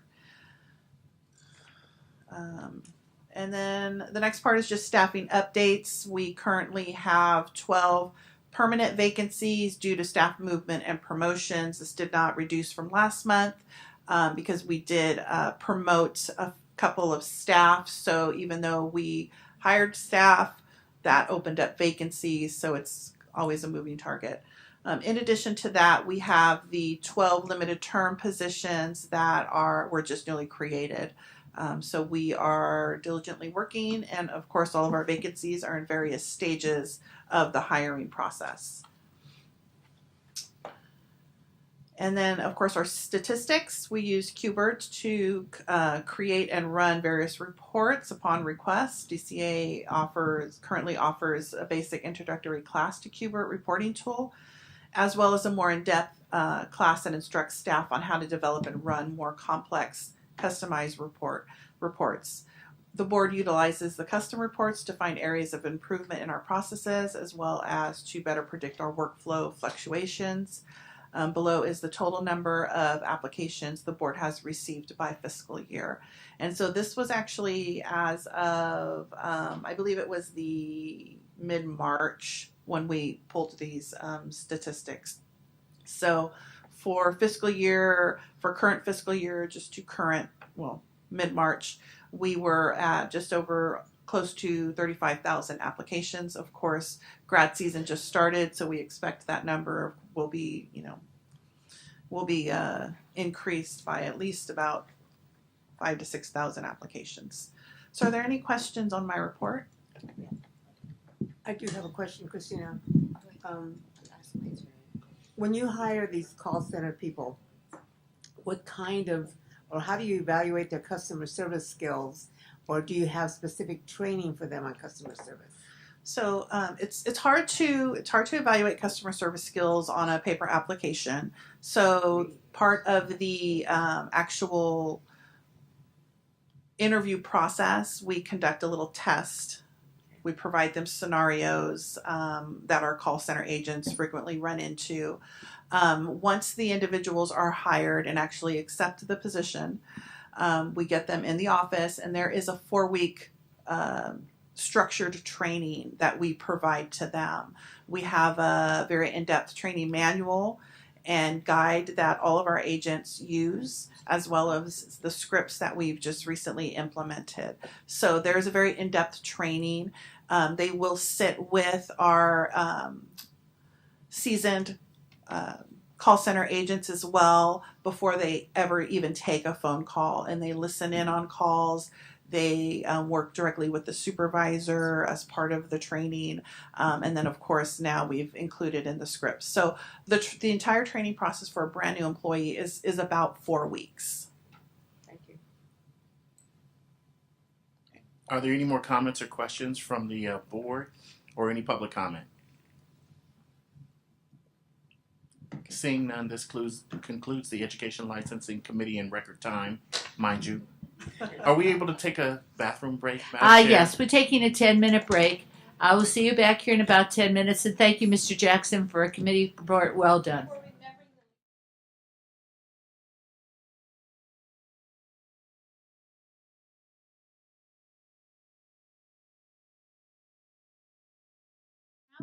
And we're going to be going into the legislative portion of our agenda, so that's 8.0. And I hand this off to Donna Gerber, our chairperson. Okay, thank you very much. We will proceed with 8.1. This is the Legislative Committee report. And we have our staff person, Kay Wincombe, to help us. So we're going to start. Please note that on the chart that you have in your packet, the bills that we're mostly going to be talking about are in bold. And we'll start there. Okay. Thank you. Thank you. I thought I'd give a little update as to where we are in the legislative session. Kay, talk into the mic a little bit more. Perfect. Is that better? Okay. That's better. The legislators were in recess and returned on April 2nd. And according to their calendar, all the policy committees need to have their bills that have any kind of fiscal impact to the finance committees by April 27th. And then May 11th is the last day for the policy committees to submit their bills to the floor for their House of Origin. So we're clicking along in the legislative calendar. And again, that's included in your packet for your reference. The table of the bill status that you have was up to date as of April 2nd, but of course things have continued to move along. So as we go through the bills, then I will continue to update you as to if they've moved to committee, if they've been amended, and those kinds of aspects of it. So far, there have been 5,443 bills introduced into the legislature for this two-year session. There were 3,264 bills for the Assembly and 1,511 bills for the Senate. So it's been quite an interesting year, especially from our perspective, because I can't recall a session of having as many bills as we have this year. 5,000?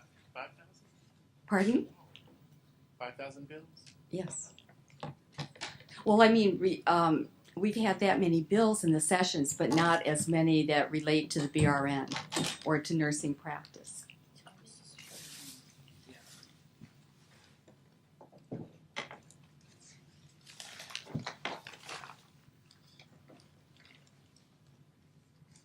Okay, Are we starting with AB 1998? Yes, and I'm so sorry I did not introduce myself. I'm Kay Winecombe. I'm a nursing education consultant, and I'm the liaison to the legislative committee. Great. I apologize. Okay. And I'll say as a general matter that since this is April, and when the committee met in March, we review these bills. You know, this is early days in the legislative process, so for the most part, you'll see that the committee is recommending a watch position. A lot of changes are going to happen to these bills. Already some of them have, so we're going to keep track of them and pay attention to them, and then see what they start to look like, especially as they get through their first house. But for now, mostly we will be watching these bills. Go ahead, Kay. Thank you. Assembly Bill 1998 is Assemblymember Rodriguez's bill. The original title was Opioids Prescription Limitations. That bill was amended on April 11th, and so therefore you don't have the materials to review. Basically, it changed the subject of the bill to opioids safe prescribing protocols. And so at this time it is a different bill from what we were expecting to discuss today. The legislative committee at its March meeting did take a watch position on the bill as originally introduced. And the next bill is AB 2086, Gallagher? Or did you want to? No. Yes, if you would, is it okay to defer a vote because of the amendment that the board members wouldn't have had that information? These are watch positions. These are already watch positions, aren't they? We don't need to so we could do anything. We don't even need to hear about them. No. What we'll do, I think, is because I don't think we took anything but a watch position. So what we will do is accept the committee's report in one vote, unless somebody really wants to do something on a particular bill, and as we go through them, you can raise that. Okay? Okay. That'd be fine. Thank you. Okay, so next would be AB 2086, Gallagher. This is Assemblymember Gallagher's bill, and the Assemblymember is also the sponsor of the bill. And the subject is Controlled Substances, the Cures Database. This bill did pass the Business and Professions Committee, so it has been moved on to the Appropriations Committee, and it was amended on April 3rd. The way it was amended is it was instead of having the prescriber make the request from the Department of Justice related to the list of patients for whom that prescriber is the named prescriber, it will now allow the prescribers to access the Cures database directly for a list. And that was the amendment of April 3rd. Okay. Next bill is AB 2140. Malinshine. This is Assembly Member Mainshine's bill related to home health agencies, the waiver program related to nurses. This bill is still with the Committee on Health, but my understanding is that there is not going to be any movement on this bill. Okay. Thank you. Next is AB 2143, Caballero.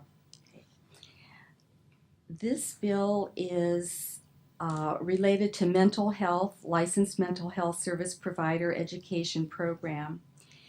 And this bill is basically to increase the practitioners that could get education loan grants through the Mental Health Practitioner Education Fund. So this bill was developed to apply to those listed psychiatric mental health nurses who are also nurse practitioners, as well as physician assistants. Okay. It is set for hearing next week. Great. Next is AB 2315 by Quirk Silva. I believe we have 2193. Oops. You know what? Sorry. Okay. You're right. 2193. This is Assemblymember Mainshine's bill, and the sponsor is an organization that focuses on maternal physical and mental health. The group is called 2020 Mom. The title is Maternal Mental Health, and this bill is still with the Assembly Committee on Health, and their hearing is set for April 24th. And again, the committee took a watch position on this bill. Correct. So now we have AB 2315, Quirk Silva.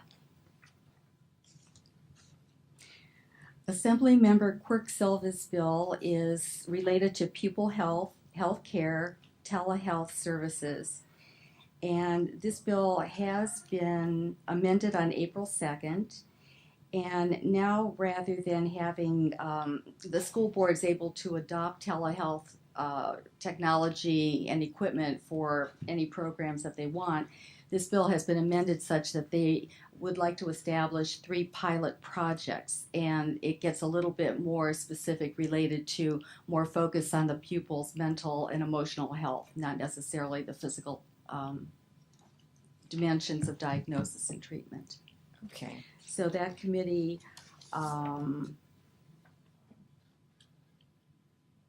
it was with the Committee on Education, and I believe it did pass that committee.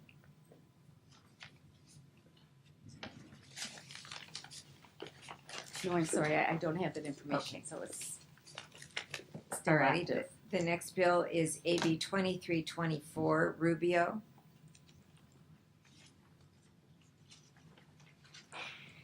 Assemblymember Rubio's bill is related to elder or dependent adult abuse, public shaming.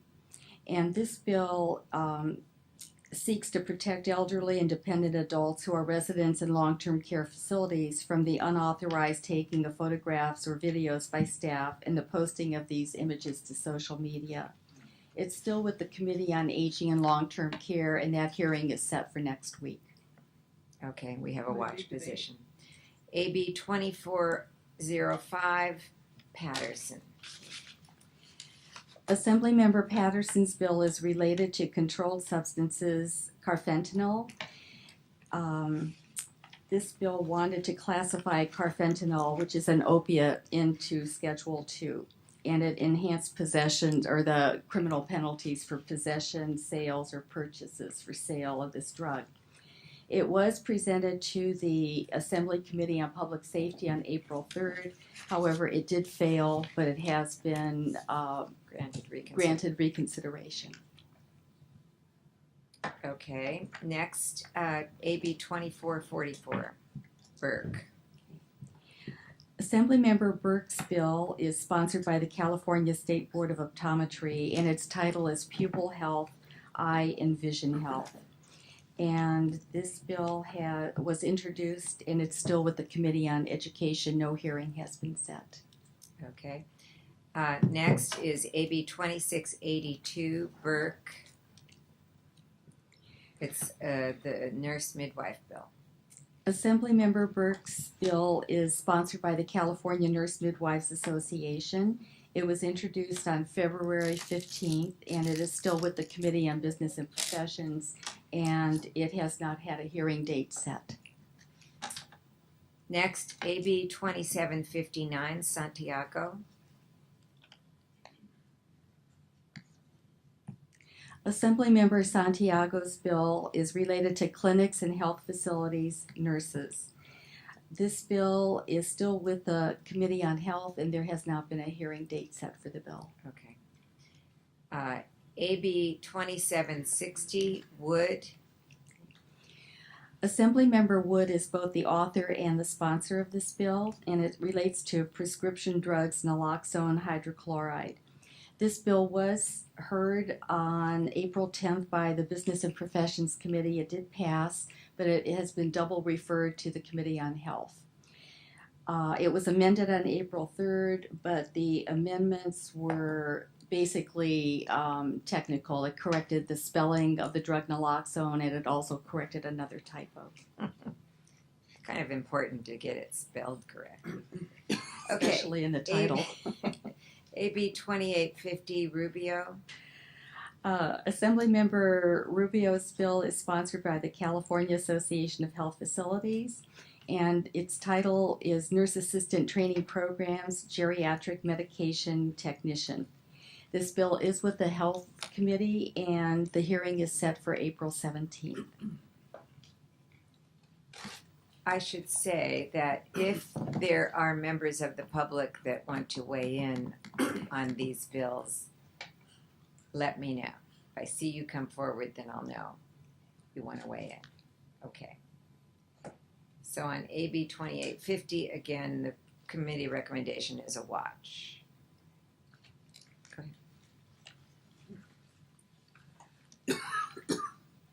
Good afternoon, Saskia Kim with the California Nurses Association. CNA is opposed to AB 2850, which would authorize unlicensed. Yeah. Go slow. Speak into the mic loud. How's that? Better? Yes. Okay. Saskia Kim with the California Nurses Association. We're opposed to AB 2850. The bill purports to respond to recent legislation requiring increased staffing of CNAs in certain skilled nursing facilities, and we believe uses a spurious argument that these added responsibilities would create a career ladder that would address the shortage of workers in these facilities. The bill is sponsored by the California Association of Health Facilities, and recent efforts to increase CNA staffing in California SNFs have been repeatedly obstructed by the industry that now disingenuously claims to want to help their employees by offering career ladders to them. According to a 2015 UCSF report, California has had a steady growth in for-profit homes, with 83.6% for-profit, 13.2% nonprofit, and 3.2% government in 2014, making California the fourth highest in the nation in for-profit homes. In reality, CNAs would replace higher-waged LVNs who currently administer medication under the supervision of registered nurses. This would decrease the overall number of licensed nursing staff in these facilities. And rather than focusing on increasing staffing of CNAs through higher wages and better staffing, the predominantly private for-profit industry under this bill is preferring to use the current pressure on them to improve staffing as a justification for further lowering the already challenging care environment for the frail, elderly, and disabled. California already has the most progressive nursing career ladders of any state in the nation. Only in California can a CNA apply up to 8 months working in long-term care facilities towards fulfillment of the 51 months of nursing experience and a pharmacology course, allowing a CNA to challenge the LVN licensing examination. And only in California can an LVN enroll in a 30-unit option nursing program. California CNA has a long-standing history of support for these existing career ladders in California, as we firmly believe that these alternatives create appropriate pathways to solid middle-class jobs and fulfilling employment, providing direct care to patients of all ages. Thank you for your consideration. Excuse me, Saskia, can you maybe have a copy? We have a copy already. You don't have a? Okay. He's so used to getting letters. Yes. Hi, Hi. Catherine Hughes, registered nurse with SEIU, Nurse Alliance of California, and also here on behalf of the Nurse Alliance of California. SEIU California represents about 700,000 members in the state of California. We were, I believe, actually the sponsors of the CNA staffing bill that was passed last year. We are in absolutely zero support of this bill, nor are we in any support using the staffing language regarding CNAs in long-term care facilities as an excuse to pass or support this bill. We are not yet taken an official position. We have not yet submitted our letter to the author, but there is no way that SEIU is going to be in support of this bill. So just to let you know that, and we are not for any reason going to do that. Thank you. Okay, so Kate, on this particular legislation, obviously we'll be looking forward to your next report as to the status of it for the committee. Thank you. Okay, so the next section are the Senate bills, and we go to Senate Bill 1109, Bates. Senator Bates' bill has been sponsored by San Diego District Attorney Summer Stephan, and the title is Controlled Substances, Schedule II Drugs, Opioids. This bill is with the Committee on Professions or Business Professions and Economic Development, and a hearing is scheduled for next week. It was amended on April 4th, and basically it would state that those who did not follow the requirements of this bill would be a criminal offense. That's how it was originally introduced. They have changed that language to say that violation of the requirements is not a criminal offense, but it would subject the prescriber to disciplinary action for unprofessional conduct under the Prescribers Licensing Act. Okay, so we'll have to pay attention to this one. The next bill is SB 1127, Hill. Senator Hill's bill, which he is also the sponsor of, is related to pupil health, administration of medicinal cannabis at school sites. It did pass the Education Committee on April 4th, and it is double referred, so it will be going next to the Judiciary Committee.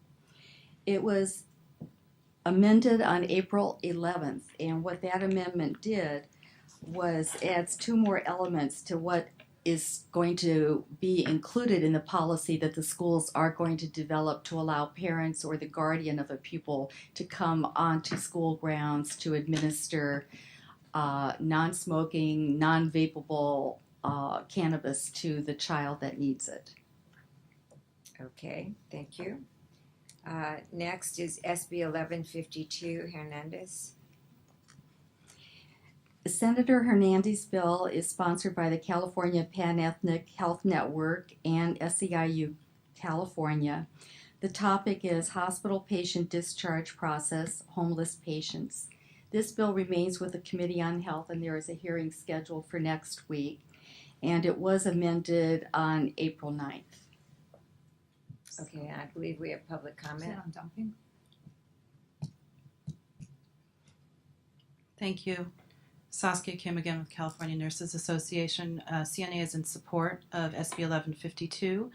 The need for this legislation became especially evident recently. There was a Sacramento Bee article that highlighted the circumstances of a homeless woman who was discharged following a double mastectomy with drainage tubes still dangling from her chest, and she was placed into a rideshare car for transport to a homeless shelter that had not been notified. The shelter's beds were fully occupied, and the patient ended up walking to a friend's house for help and getting her small car so that she could sleep in it during her first night out of the hospital. Discharge plans under the bill must also include an offer of appropriate vaccination and screening for infectious diseases common in the region. We're currently encouraged by the efforts that are underway in Sacramento, for example, to address housing for the homeless, which is at the heart of the problem. However, legislation to require all hospitals to adopt discharge policies and procedures that are respectful of the dignity of each human being, regardless of socioeconomic status, would seem to be the very least protection that we could provide to patients in these situations. Thank you.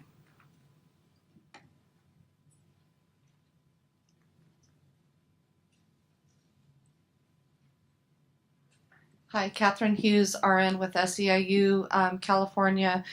We are on record as a co-sponsor of this bill, so we would urge the board to actually move to a support position respectfully. Thank you.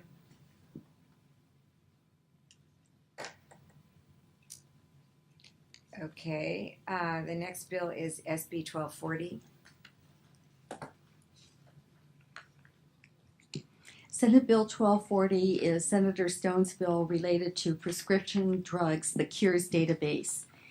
It is with the Committee on Business Professions and Economic Development. It was amended on April 9th, and that amendment deleted the requirement that a pharmacist, before processing clinical checks for prescriptions and dispensing the prescription, to review the most recent continuity of care document provided by the healthcare facility or physician and surgeon treating the patient.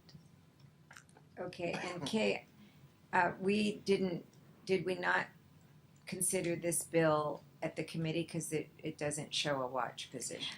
This is a newly introduced bill. It was introduced on February 15th and didn't come to our attention, so it was added. So in any column where you see there's no position, it's because it is a new one for the board. So I'm going to be recommending that we take a watch position on this one as well. And the next bill is, well, it's not a bill. It's just information, SCR 110. I believe we have 1288. Oops, you're right. Which is I folded over that number. Senator Leva's bill related to healthcare facilities and inspections.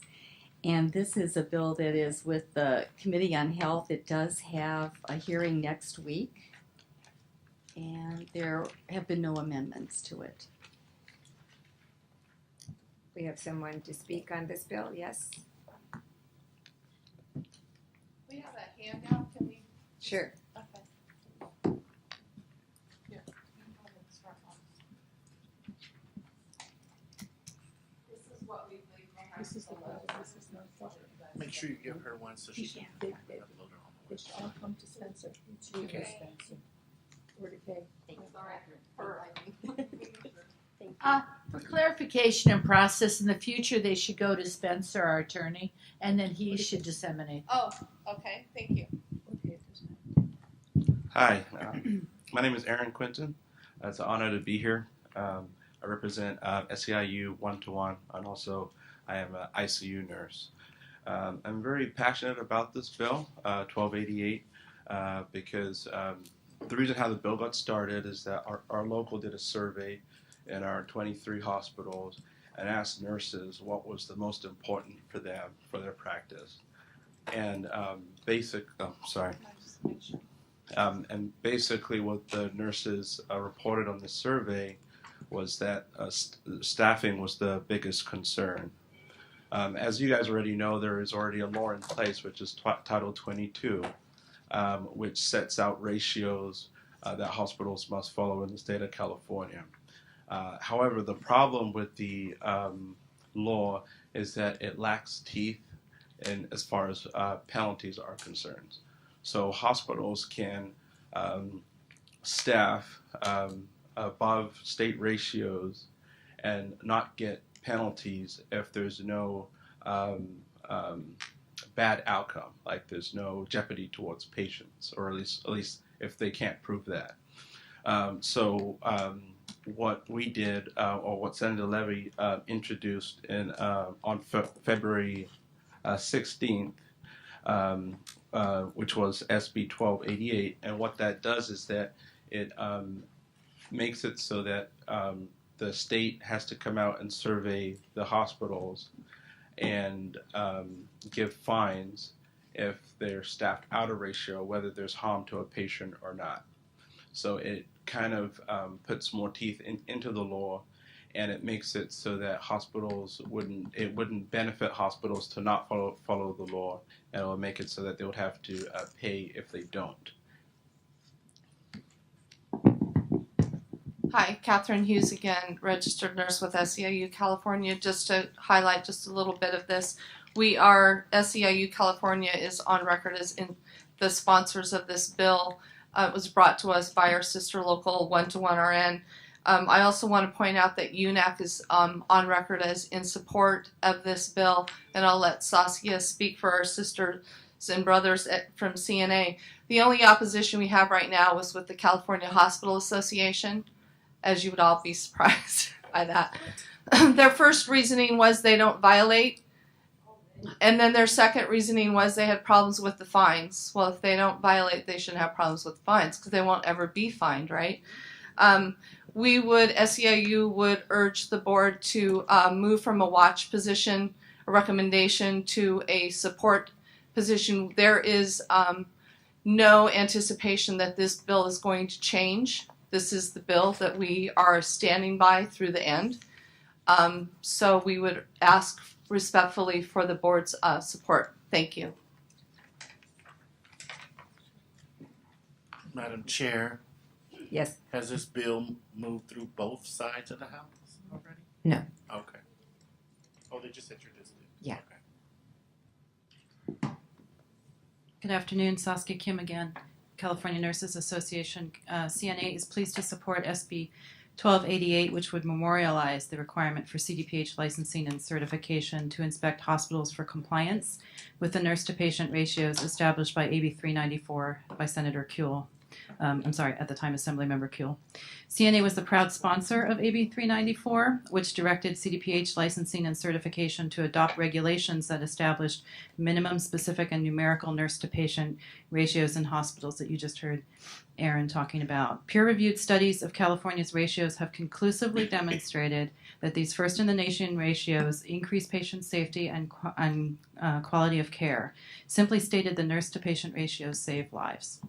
CNA believes it's appropriate for CDPH licensing and certification to identify situations in which staffing falls below minimums and penalize hospitals with that jeopardize the health and welfare of hospital patients by understaffing. SB 1288 is a common sense proposal that puts into statute the requirement to inspect for these critical patient protections and to penalize hospitals using a penalty that fits the violation. So we thank you for your support.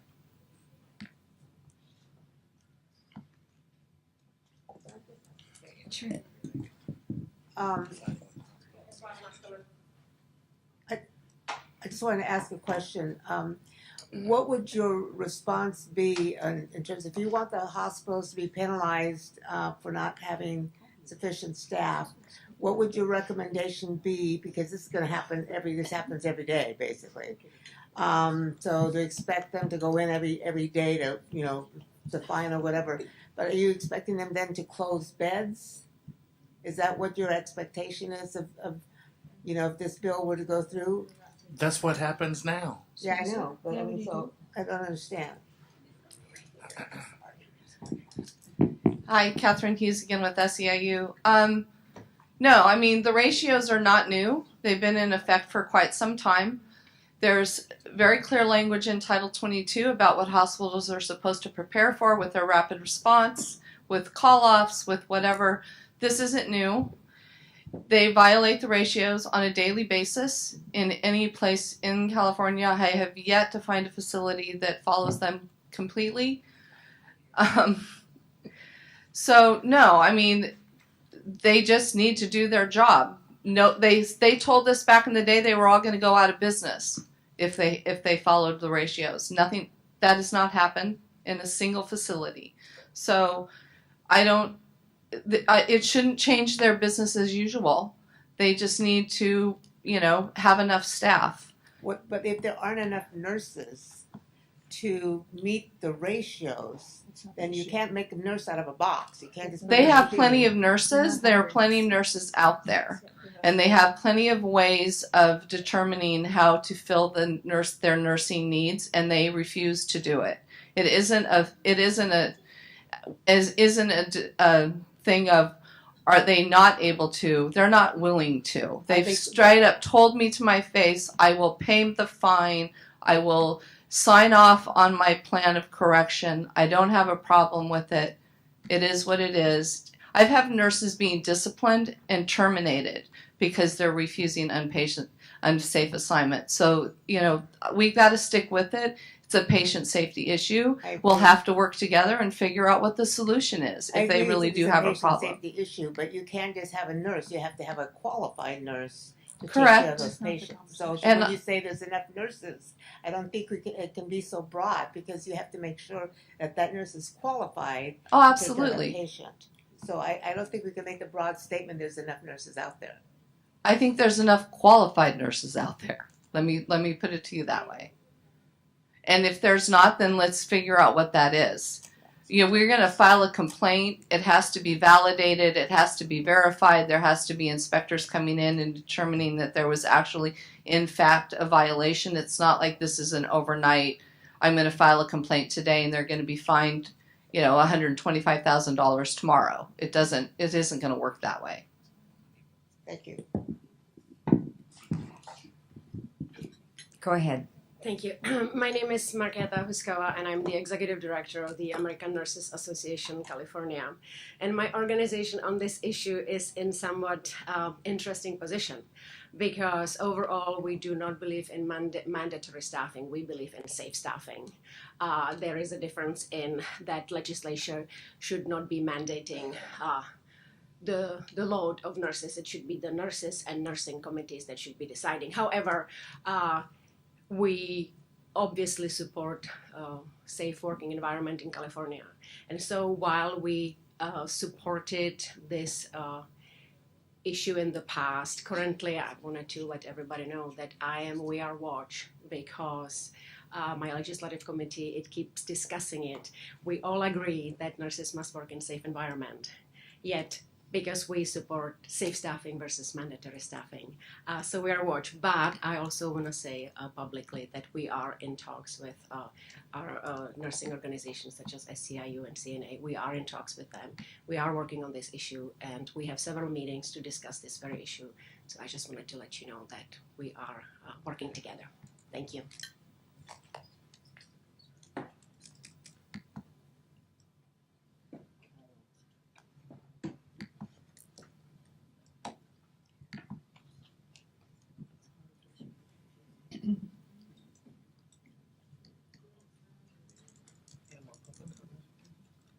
Donna, can we go forward?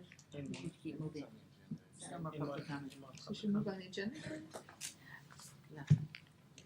Okay, is there any more public comment? No. Okay. So we're going to move on to.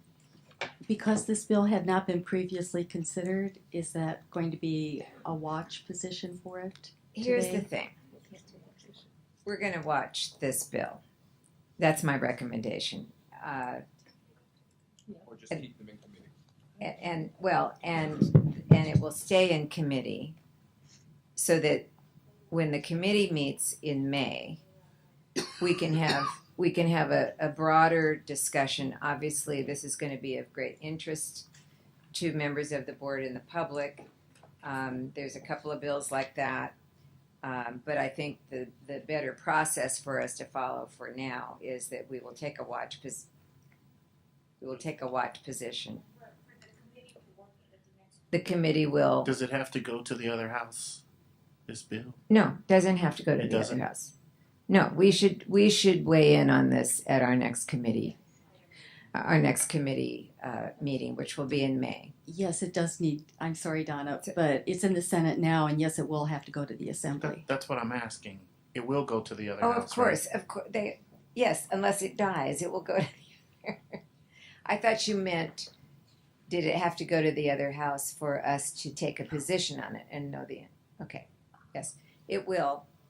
It will move. This one will go. So there'll be more changes.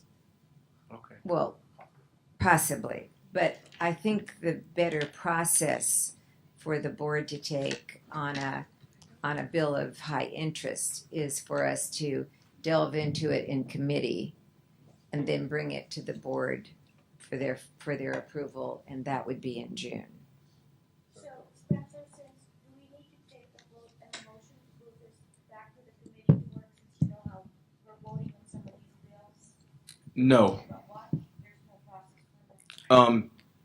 All the bills that are in bold font, those are the ones that the committee is recommending a watch position. And the ones without a recommendation will be held in committee, and the committee will continue to watch them. And in the future, they'll come back with a recommendation for the board if it doesn't die. Yes. Yes, it is. Yes. Okay, where are we now? Where do we go We're next? on Senate concurrent resolution, which was an information item. It was related to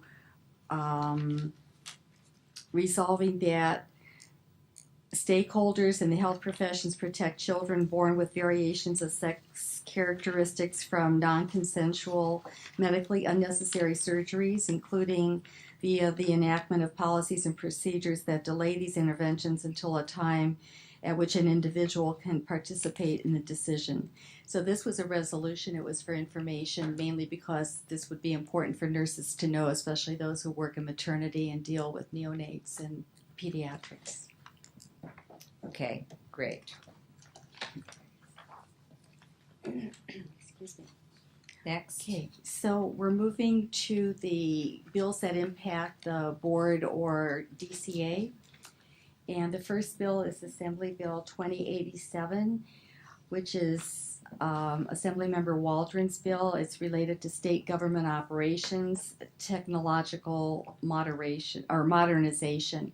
This bill has not been given a committee assignment yet. Okay. And the next bill is AB 2138, Chu. Yes. Assemblymember Chu's bill is related to licensing boards' denial of applications and criminal convictions. It is with the Business and Professions Committee. It was amended on April 2nd rather significantly, so I think that merits further discussion with the committee. Right. The committee will take a closer look to those amendments. The next bill is AB 2264, Bro. Assemblymember Bro's bill is a new bill for the board consideration. It deals with professions and vocations fees, and the bill would authorize departments and boards to charge a fee of not more than $2 for certifications. Also, it deletes the requirement that the fee not less than $25 and makes other non-substantive changes to these provisions. This is a spot bill, but it was a bill that affected the board. Right. Okay, so we'll see what happens with that. That we will take a watch position on today as well. AB 2483, Vopal. This bill is also sponsored by Assemblymember Vopal. It relates to Department of Consumer Affairs, Office of Supervision of Occupational Boards. The bill remains with the Business and Professions Committee, and there has not been a hearing scheduled. However, it was amended on April 9th such that the language that was in your original bill no longer exists. And what it has changed is that this bill's title will now be Indemnification of Public Officers and Employees Related to Antitrust Awards. Okay, so we will definitely be looking at that one in committee next month. Next one is AB 29. Oh, excuse me, sorry. May I make a quick Yes, you may. public comment on that last item? CNA, as I mentioned to you last month, was originally opposed to this bill as in its original form. We believe that it was unnecessary and costly and was an example of the anti-regulatory mindset. But the bill was substantially amended in the Assembly Business and Professions Code Committee, as Kay mentioned, to instead make clear that the state would indemnify a board member against personal liability for reasonable good faith actions taken in the course of their board membership. And with those amendments, we removed our opposition. So, thank you.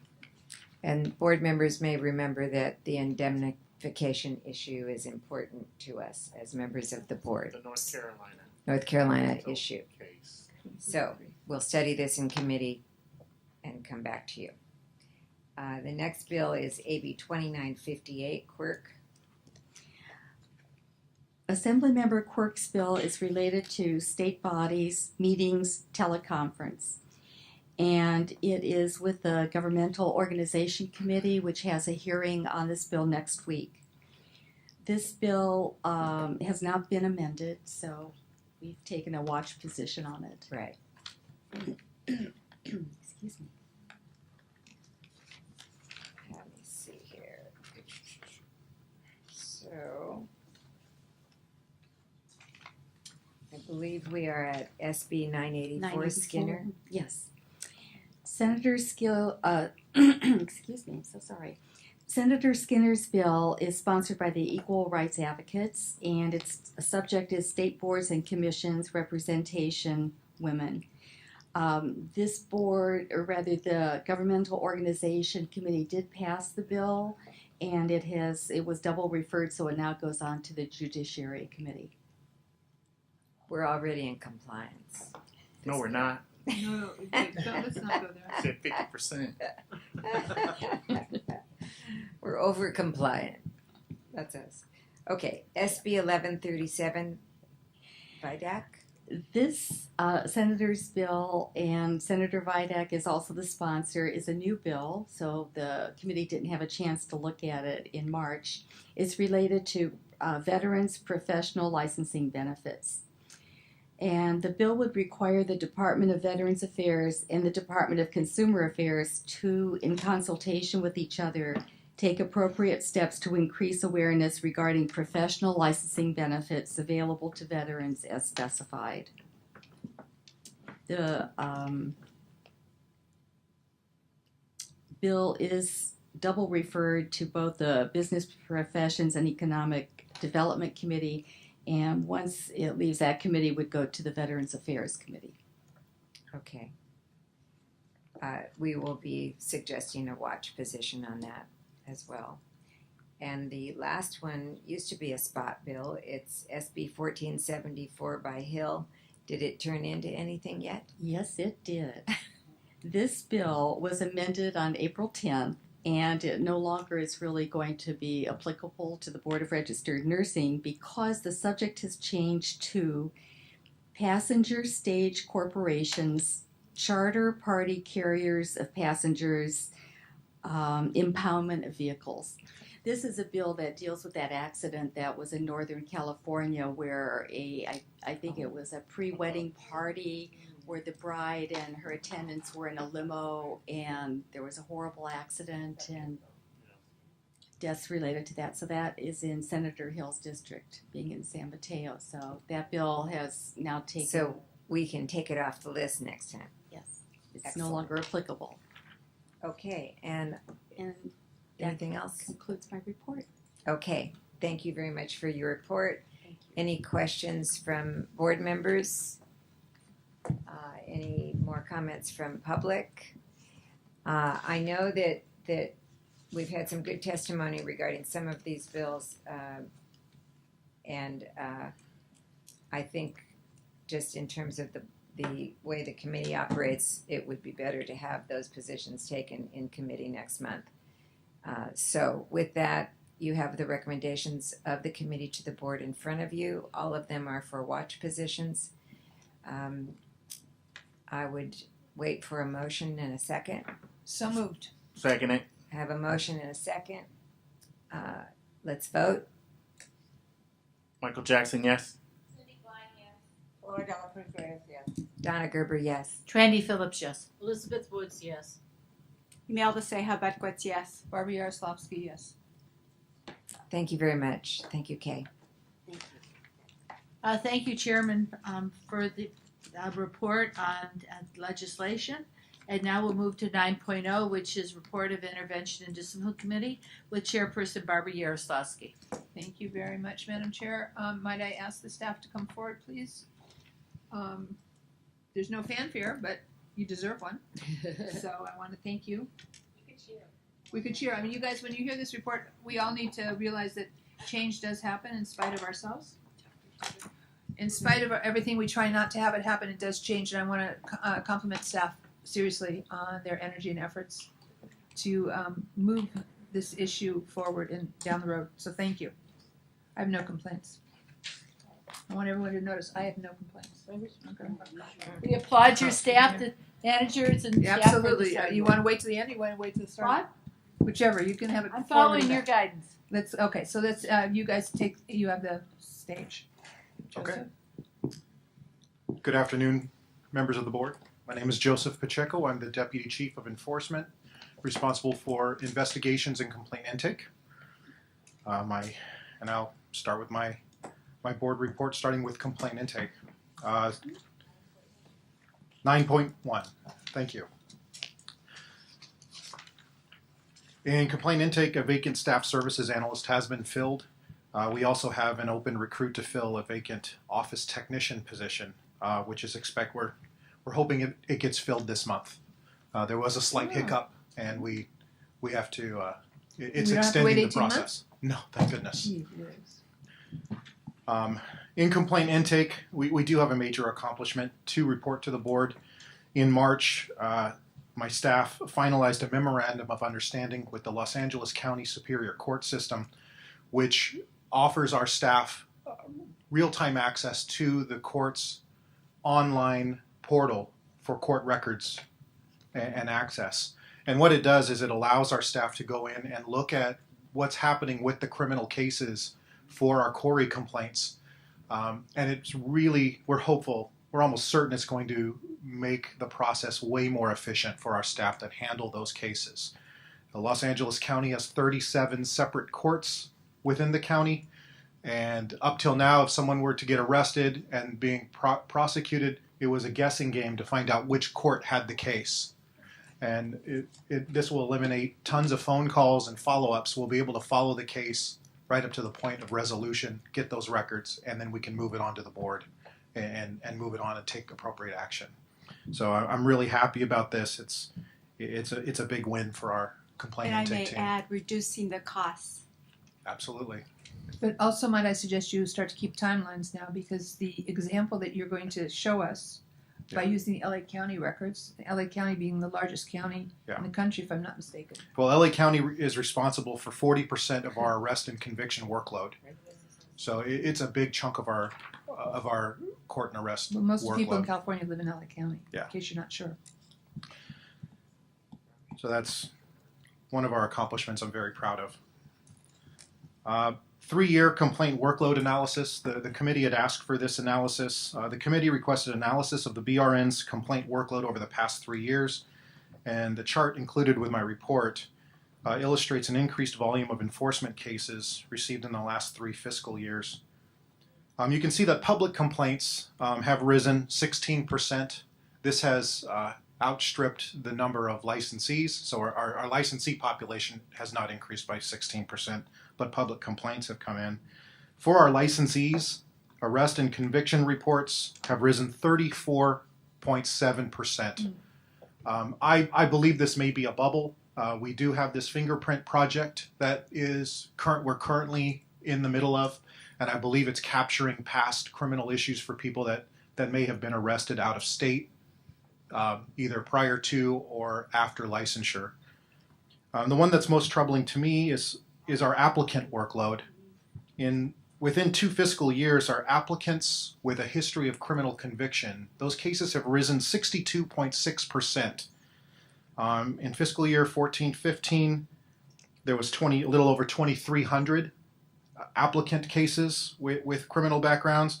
Last year, it was 3,700, which is a very large increase.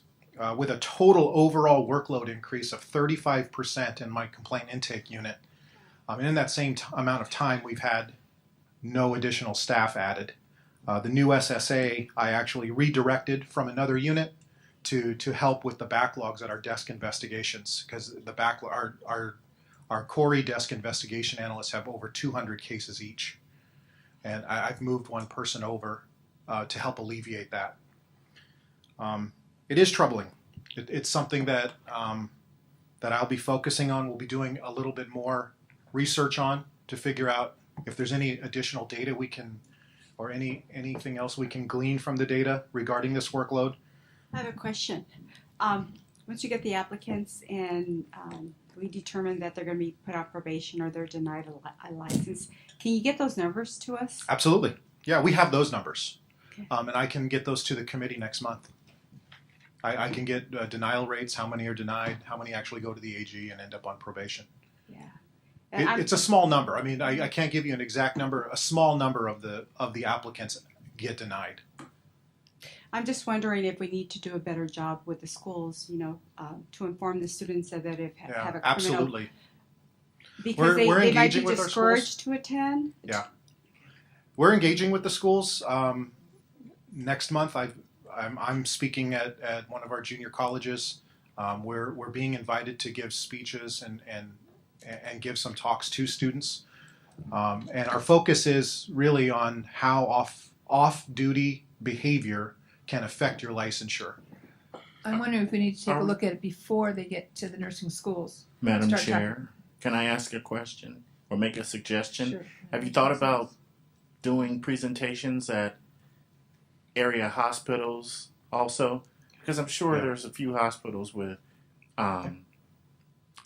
large auditoriums where we can set it up to where it'd be a absolutely. Shannon and I are willing to talk to anybody. There's two nursing directors out here in the audience. Let's welcome them.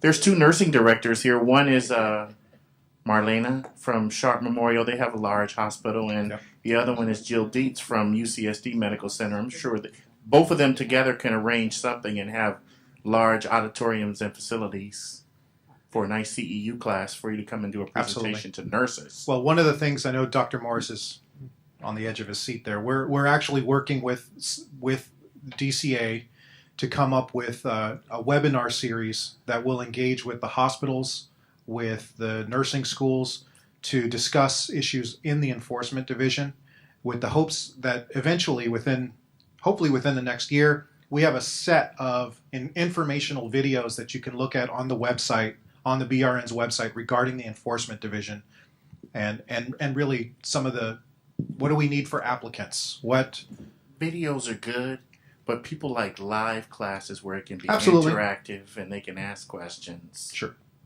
I would suggest we also take a look at the opportunity of the community before they come into nursing school, so that career days, high school graduations, I mean, kids need to understand that through DMV, something we need to maybe collaborate with them about, okay, when you get your driver's license, people need to understand, young people need to understand the consequences before they get into trouble. Absolutely. So maybe we need to, we'll work on that too. Thank you. Our workload as of right now, fiscal year to date, which is July 1 to the end of March, complaint intake has received 2,463 public complaints. Licensee arrest and conviction reports, 1,065.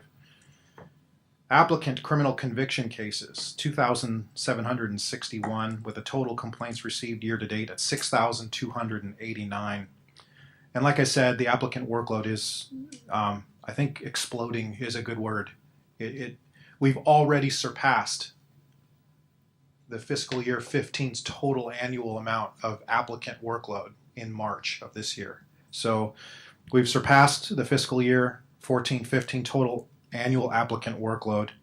And I'm working, and my team's working, with identifying trends in this rapidly increasing applicant workload. And we're conducting an in-depth analysis of some of these historical numbers, and we're going to report to the committee at our next committee meeting the findings of that research. Our current complaint intake workload, the active workload that they're working on right now, the desk investigations, which is our criminal offender arrest and conviction workload, is 823 cases.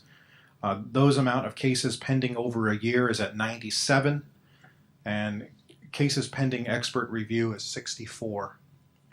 Our applicant workload, we have 441 open applicant cases, and we have 16 of those that have been pending over 1 year.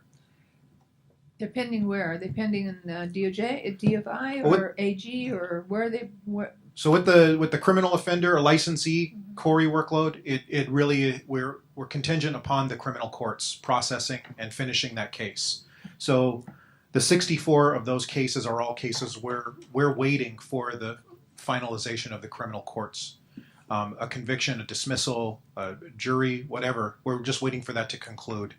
With the applicant workload, the onus is on the applicant to provide us information. The burden of proof is upon them to show that they are qualified to be a nurse. If we ask them for information and they don't provide it, the application is usually abandoned after 1 year. And those So numbers are removed then after 1 year? once we abandon the case and it's removed, it'll come off of this 16 over 1 year. Yes. And I can say that small number of cases is really that the applicant has not provided us the information that we've requested. Okay. Sources of complaints against licensees. While the applicant and Corey caseloads are almost entirely a result of fingerprint results or them being arrested, the public complaint workload comes from a variety of sources.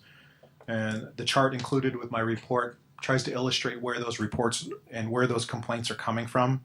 And I'll just summarize it real quick. We get about 22% from the public. The public really could be literally anyone.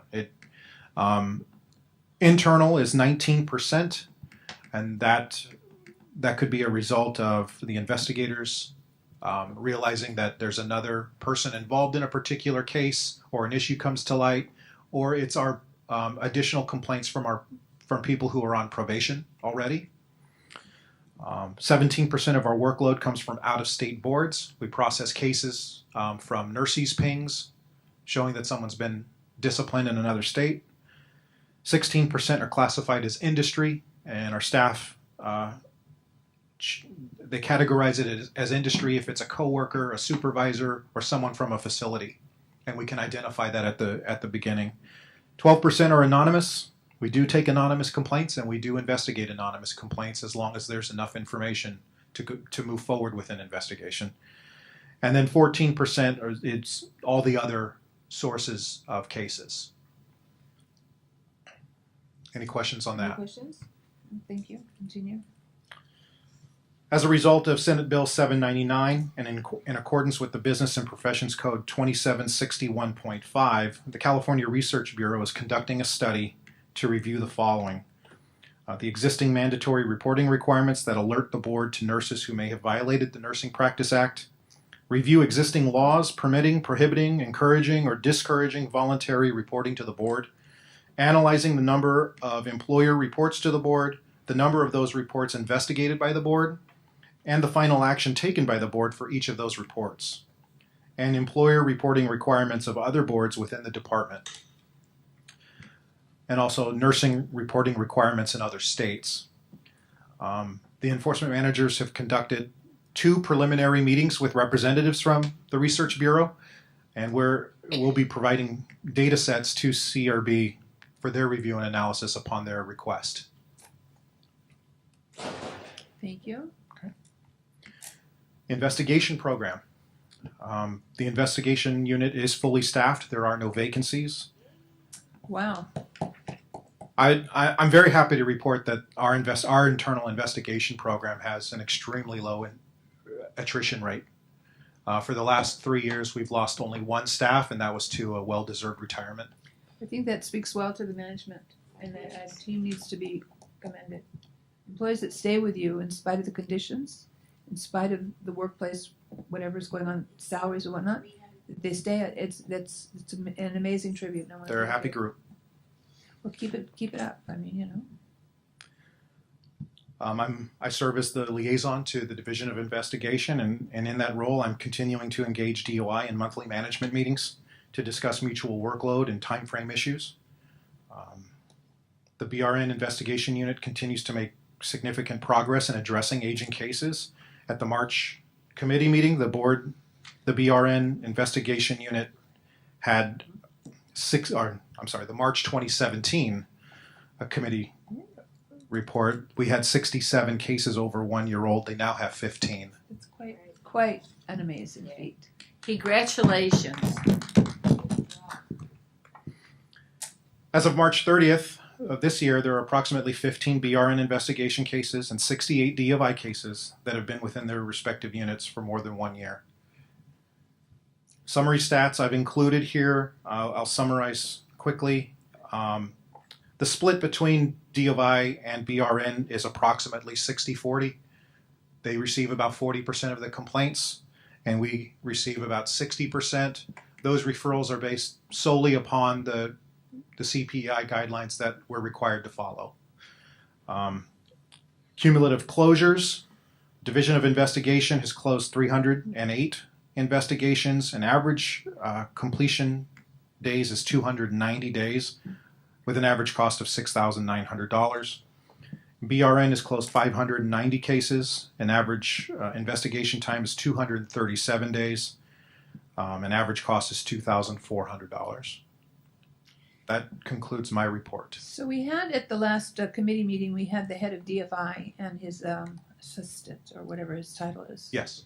And we asked him some kind of tough questions. But I still don't have a good sense as to what the answers are. So maybe for the next committee meeting, we need to hear some better information from them as far as the cases that are, there's a big discrepancy both in cost and time that it takes. Now maybe their cases are more involved, I have no idea.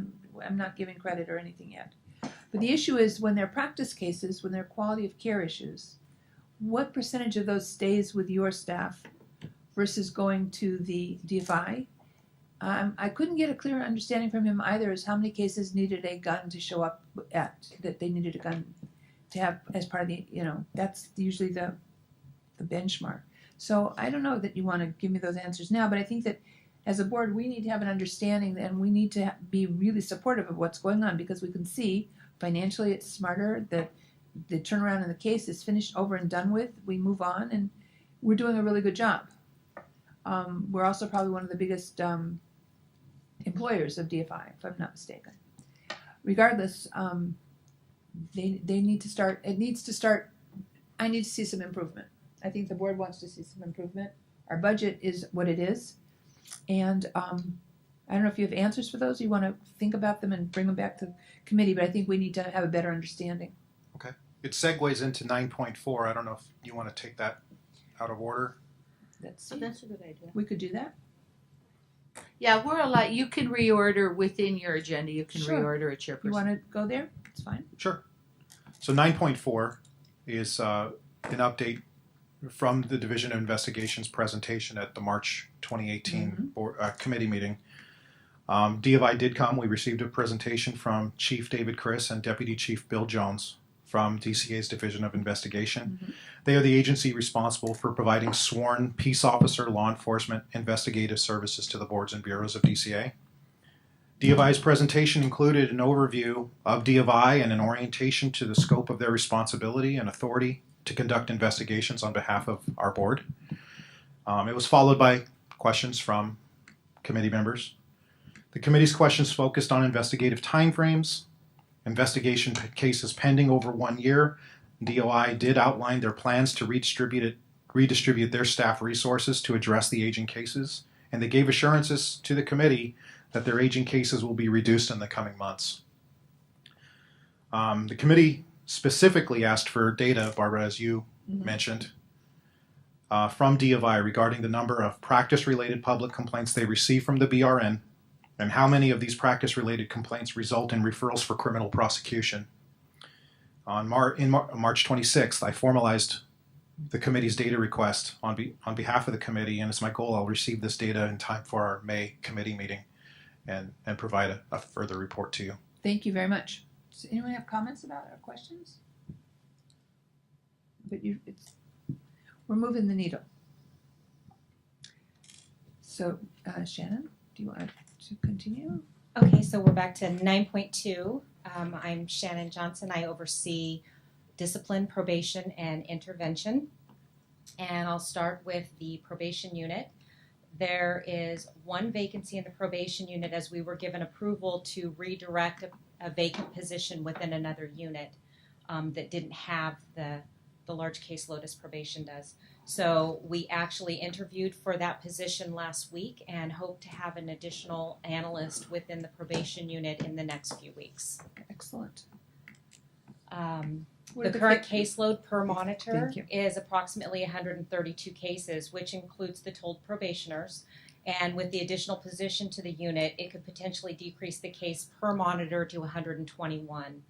The average caseload determined by DCA at one time was 75 cases per monitor, so as you can see, we're still significantly over per monitor.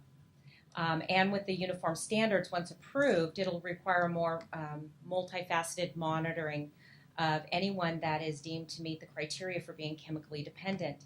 So an analyst that's monitoring these cases should really have a reduced caseload due to the complexity of those cases, and we're thinking around 50 per monitor for those specific cases. So I would assume that within your staff meetings and with your discussion with our executive officer, that you also have a rollout of what it would look like, how many employees you would need to increase in order to get to that 75 or to 50. Correct, and as discussed earlier, that is in the 96. I'm just, sometimes yes, when we I do say have things, there's those. a reason I'm saying things a second time. We do have those discussions, and it has been looked at, and we are looking at those additional staff. Thank you. You're welcome. So we continually reassess the business processes and implement changes. And as you know, the petitioners can now stipulate to early termination of probation, allowing the board to electronically vote versus the probationers having to become before you. And this new process allows for a compliant probationer to be released from probation expeditiously and removes the backlog of cases waiting to be heard before the board. So now to date, we've completed 95 via the stipulation process, and there's 27 cases pending. So that's 95 cases that we've eliminated having to come before the board, which I believe has eliminated the second discipline day for the board twice a year, which is a significant cost savings. Thank you. Yes. There are 30 petitions for early termination and 9 modifications pending hearing before the board right now, which is a significant decrease in that case waiting. So they're not waiting 9 months anymore to come before the board. Thank I you. do have a question, Janet, about the 92 cases that have been eliminated. The And 95, what- yes. 95. In what period of time frame is that? How many years? I believe we began that stipulation process a few months ago. So it's only been a matter of maybe 90 days, 120 days. Since it started. Yes, so we've been able to move those cases quickly, Mhm. which has also decreased, and as you'll see, I'll go over the stats for probation, it's also decreased the numbers in probation. So when you see that lower number now, it's not because our cases are getting lower, it's because we had implemented that specific business process, which decreased board workload, decreased probation caseload, and decreased the cost savings from having to go before the board twice a year and add that additional day. Thank you. You're welcome. So currently, active in-state probationers, we have 1,073. 632 are chemically dependent probationers. 388 are told out of state. 114 cases are pending at the Attorney General for a subsequent discipline after probation. So our total probationer count is 1,461. Any questions on probation? Questions? No, continue, please. Okay. Thank you. The staff has done a great job. They should be commended for the caseload that they carry every day. So I just want to say on record, I appreciate that unit very much. So you can take our message back to them that we very much I appreciate will, and I'm theirs. sure that every single one of them are watching right Yes. now. So I thank hope they're you. watching. I hope Thank they you. deserve it. Let him Yes. see it, yes. They Really seriously recognize deserve it. You know, call it Thank shout you. out. Shannon, in addition to the staff, the managers and supervisors, Oh, yeah. we do need to continue to acknowledge them in our bi-weekly meetings that we have. They all are very present, they're active, and they work very, very hard to ensure that we're carrying out the board's mission. Yeah, I'm sure between Joe and myself, our managers are amazing, and we really do appreciate the work they do. So I'll move on to Cite and Fine. Please. We currently are fully staffed. We have been, again, attrition rates within enforcement in general is just very, very low. We've been fully staffed for Cite and Fine for quite a while now. We began issuing the citations for the licensees that have been non-compliant with fingerprints. We anticipate hopefully this to be completed by the end of calendar year. As of the end of March, we had issued 144 fingerprint citations. Of those, we've received payment on 26, and we've held 96 appeal conferences. We've issued 567 citations currently in this current fiscal year, which far exceeds the last fiscal year total.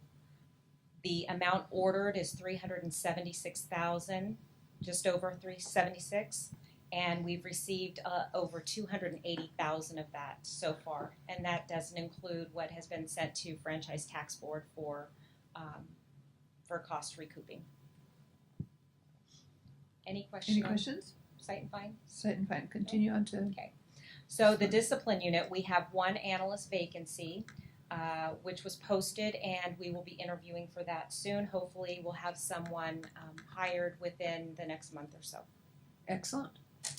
We have been transmitting the fast track cases, the out-of-state and convictions, and petition cases as of July 20th to the Attorney General's office via the cloud. And we've been approved now to roll this out to all of the offices across California. That's great. So we are now starting to electronically transmit everything to the AG's office that is out of state, convictions, and our smaller cases that we're able to scan in and electronically send. And this will impact your time. Yes, time and source eventually expense. we will have some statistical data that we can share with the board once we get through a full caseload Cycle. Yes. We, as of January 2018, we are no longer processing our default decisions and having DCA Legal review them for approval. It's now at the Attorney General's office. This will possibly increase our case aging and case costs, so we're looking at that. Not to mention it could potentially increase case time for all other cases, since now our defaults are going back to the Attorney General's office, and the Deputy Attorney Generals are now having to focus on some additional caseload. So we're looking at that to see how it will affect our case time and our cost. Explain to me the default, why it went to the AGs. I mean, I understand it's probably in regulation, but why, or what can it do to, is there a way that it can be reviewed after 6 months or a year to see if this is the appropriate method? I have spoke with the Attorney General's office, and they're willing to sit down and have discussions to talk about some possibilities. Maybe if we are able to get our own legal counsel, we can look at some possible changes at that time. So they are willing to have those discussions, and we are looking at other options. So at the same time, you're keeping statistics, I would hope. Yes, we are going to be looking Thank you. at statistical data as well. Thank you. Welcome. I Cases need pending. clarification. So those default cases, those aren't the ones that were coming to us? You do vote on the default cases. They all cases have to come to you, the final decisions. But the default cases, for about the last 7 years, we have been preparing the actual default decision in-house, and then we were sending it over to DCA's legal counsel to review our work, sign off on the default decision, and then we were sending it for board vote. And so, because there had been some issues with the board doing legal work, that was taken back by the Attorney General's office. The expectation is that, in my opinion, is that it needs to come back to this board. It comes to the staff here, but I can't do that yet without the appropriate staff in place and the information forthcoming. Okay, I was just concerned with the costs again involved. Well, I'm trying to get, that's exactly Right. it. We're on the same page. Okay, thank you. Yeah.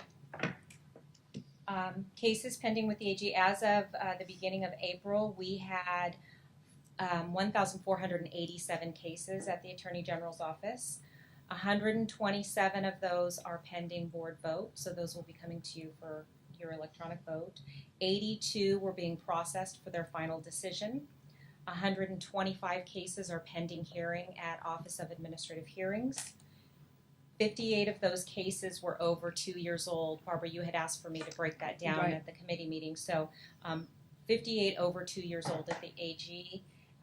230 of those cases are between 1 and 2 years old, and the remaining are less than a year. So I want people to take a look at that statistic. Two years is 58, and then 1 to 2 years is 230. So that adds up in my brain to about 288. That's a lot of cases that are out there. Is there anything we can do to? Well, if you look at it, 127 No. 125 of them are pending hearing. So, which means that those are probably some of the cases that are over 2 years old, because it does take time to get it on calendar for hearing. So the 58 is actually a really good number, I think, is over 2 years, especially when we have 125 that are pending hearing.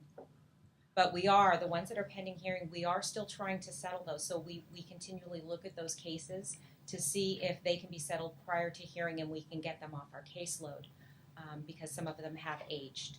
The longer it goes on, the more money is expended, Correct. and the less remediation opportunities there are. Correct, and that's why we're always looking at our aged cases, the oldest cases. Yeah, and again, my concern is public safety because they're still practicing. Right. Whether And we also, within that, looking at the oldest cases, we also look at the urgent and the high-risk cases. So those are always the priority. So you expedite them? Yes, we try and put those at the top of our list. So currently we have done 70 petitions to revoke probation. We have served 533 pleadings. The EO has signed 147 surrenders. We've withdrawn 6 statement of issues, and we've adopted 777 decisions this A lot of fiscal year work. to date. That's a lot of work. That is a lot of work. And those 777, that's board caseload as well. So I've attached the probation program statistics as well as the breakdown for advanced practice. So if you want to review that. Any questions on discipline at all before I move on? Questions? No? Sounds fun. Okay, then I'll move on to 9.3, which is the intervention program. We're fully staffed in intervention because we've took one position and moved it down from discipline down to intervention temporarily. On February 12th this year, the probation and intervention manager, along with Dr. Morris and myself, provided an educational overview of the intervention and probation program to the Nursing Educational and Workforce Advisory Committee. The topics included the conditions of probation, the difference between intervention and probation, and the importance of addressing the need of nurses who are challenged with substance abuse disorders and mental illness. On February 20th, in conjunction with DCA and the Office of Public Affairs, we filmed the first half of our educational outreach video at Sutter Davis Hospital. And I would like to thank Sutter for their assistance with doing that. On March 29th, we continued our filming at DCA headquarters, and we're excited about the film footage. They filmed the last portion on April 10th, and it's our projected timeline to have that completed, edited, and to Dr. Morris for review by June. Great. Congratulations. Thank you. Yeah, it will be a great addition to our website and to our outreach program. You know, Shannon, I want to say, definitely for those who are watching, this is going to provide opportunities for our stakeholders to really use these videos for teaching.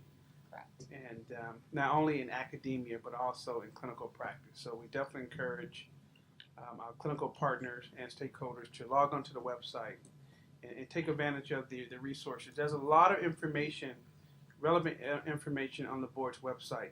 We just have to, take the opportunity to visit the website and review it. So the staff has done a great job providing those resources right at their fingertips. We just need to access it. Is there a way that with new things that are coming out like this, that there's a technological opportunity to use technology to send a link to stakeholders that's already exists on some kind of that we could take till they start to get used to going to the website to look for it. Well, Maybe on there's a our way on of, our website, if again, I can't encourage this enough. You can, as my grandmother would say, you can take a horse to the well, but you can't make them drink. And on the website, under the site that says "What's New," there's information out there, and it's all placed under the "What's New." So people just have to access the website, and they will see the "What's New." Whether it be technology, whether it be board updates, it's listed there on the website. And we also have, in addition to that video, we also created a new brochure and a poster, which is on our website, and it is able to be downloaded by anyone to use. So they can also access that as well on our website right now. That is currently there. And I've attached copies of those for you as well. this with is the, when with the caregivers packet. need help. Yes. It's excellent. Yes. It's excellent. Board members should take a look at it as well. It's good for caregivers. It's also good for public safety, and it's Mhm. out there for the public. If the public is concerned and wondering what this board does Exactly. and how we protect them and how we educate the nurses of California, this really gives them a chance, an opportunity to understand firsthand. It's very well done. Thank you. Next. There are currently 4 physician member vacancies. There's one in Oakland, IEC 13, one in San Jose, IEC 7, one in Los Angeles, IEC 3, and one in Fresno, IEC 5. There are 4 public member vacancies, one in San Jose, IEC 7, Orange County, IEC 4, Fairfield, IEC 11, and one in Fairfield, IEC 13. There are 2 RN member vacancies, one in Fairfield, IEC 2, and one in Burbank, IEC 8. The statistical report for intervention is attached for your review. As of March 31st, there have been 2,288 successful completions. That's good. Any questions before I move on to 9.3.1? No, continue. Okay.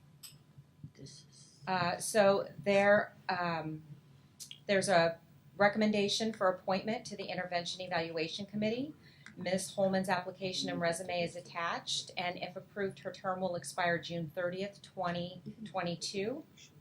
It's Yvette Holman, RN member for Burbank, IEC number 8. So would you like to have a motion? Yes. So I would move to accept her nomination and as participant. And I'll second. Second. Any discussion on the motion? Is there any public comment on the motion? So take a roll call vote, please. Michael Jackson votes yes. Cindy Klein, yes. Pilar Dela Cruz Reyes, yes. Donna Gerber, yes. Trendy Phillips, yes. Elizabeth Woods, yes. Imelda Seja Bedkowitz, yes. Barbie Yaroslavsky, yes. Thank you. Okay, so we'll move on to 9.4. Yes. And this is update from, we already did 9.4, sorry. Oh, we did that, yes. So now we're going to move on to 9.5. 9.5, and Stacy's going to come up for this, right? Yes. So I'll just read the background on this if you would like me Please. to. So the Board of Registered Nursing originally approved a regulatory package to amend the recommended guidelines for disciplinary orders and conditions of probation at its June 4th, 2015 board meeting. The recommended guidelines for disciplinary orders were last amended in 2003. BRN staff reviewed the guidelines prior to the overhaul of the board members in 2010, and a regulatory proposal was initiated in March 2011 to incorporate the uniform standards as required by SB 1441. However, the board was sunset in December 2011, and the regulatory proposal was not acted upon by the board in time. The language approved by the board at its June 2015 board meeting was reviewed by DCA legal counsel, who suggested modifying the language.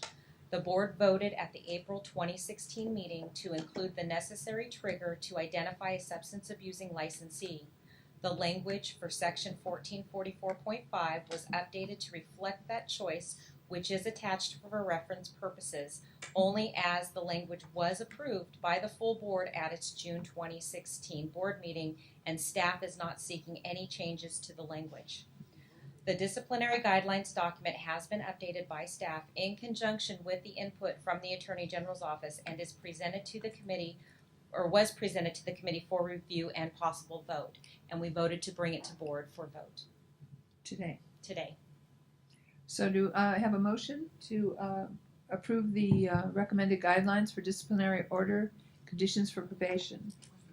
So moved. Second. Based on the history, as Shannon has outlined, the motion should be I move to approve the guidelines for disciplinary orders and conditions of probation as revised, direct staff to continue the rulemaking process, and delegate the authority to the executive officer to make non-substantive changes and to take all steps necessary in completing the rulemaking file.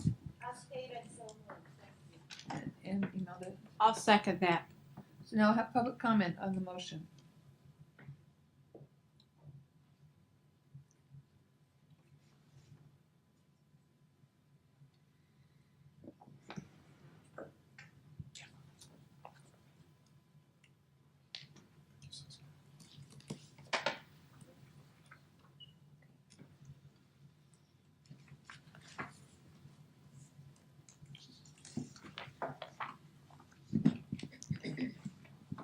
Thank you.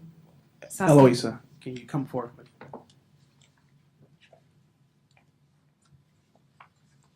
Okay, so we're gonna have public comment. Okay. So keep your comments under 3 minutes, please. Yes. Saskia Kim with the California Nurses Association. And before I begin, I just wanted to take a quick moment to thank both board staff and legal counsel for a meeting that we had a few weeks ago in response to questions that we had at the last meeting, and also for having productive conversations over the last 24 hours and so. As stated in our letter, CNA respectfully requests that the BRN reconsider the language of the trigger that defines a substance abusing licensee for purposes of applying the uniform standards.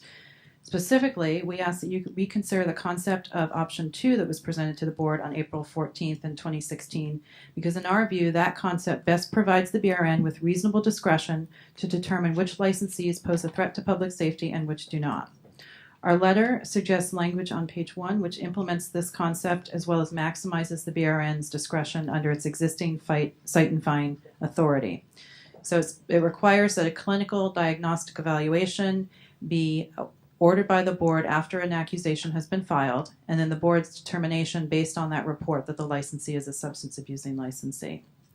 Alternatively, if the board is concerned about the potential for board incurred costs with this proposed language, we would suggest that option 1 be amended to ensure that the BRN maintains its current authority under 16 CCR section 1435 to issue a cite and fine in lieu of filing an accusation to certain nurses with a first-time DUI where no aggravating factors that would preclude non-disciplinary action are present.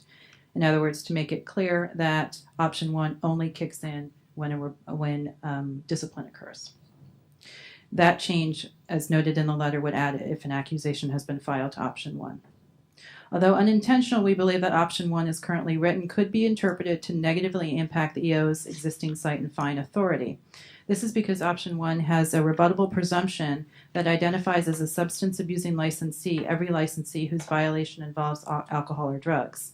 Currently, the EO has authority under section 1435 to issue a cite and fine in lieu of filing an accusation to certain nurses with a first-time DUI where no aggravating factors that would preclude non-disciplinary action are present. Under option 1, every registered nurse who is arrested or convicted of a misdemeanor DUI could automatically be identified as a substance abusing licensee, even for the purposes of considering whether or not to pursue non-disciplinary action in lieu of an accusation.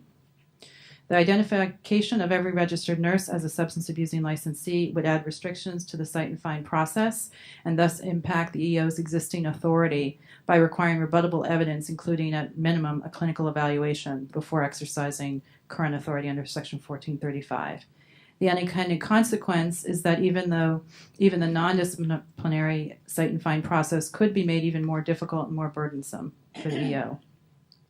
In addition, any licensee who does not respond will have to go through the discipline process, thus increasing workload and costs for both this process and probation. On the other hand, option 2, as we have proposed, would address the identification of a registered nurse as a substance abusing licensee only after the filing of an accusation. And so in effect, that RN, the RN whose case is being reviewed by the EO or his or her designee, would not require a clinical evaluation before the EO or his designee could exercise the authority granted him or her. And then, as I mentioned earlier, option 1 could be amended similar to make clear it only applies when accusation kicks in. Another reason we have concern that the rebuttable presumption would apply to everyone is because the new additional language under the disciplinary guidelines, uniform standards for substance abusing licensee, the terms and conditions, make clear that they are terms that must be adhered to, and additionally that the standards are not guidelines and they have to be followed in all instances. And our experience with terms of conditions of probation that include, for example, notification of an employer and a requirement for a worksite monitor is that an RN is usually terminated from his or her position. Employers are seldom willing to provide the level of supervision required by the BRN of a licensee by another RN, and the results could be the loss of employment for an RN who actually does not pose a risk to public safety. So we're most concerned about those who would currently be eligible for cite and fine You for the need to lowest. wrap it up, okay? Yes, for the lowest level DUI, and who could, through a lack of sophistication with respect to legal proceedings, be automatically and improperly labeled as a substance abusing licensee.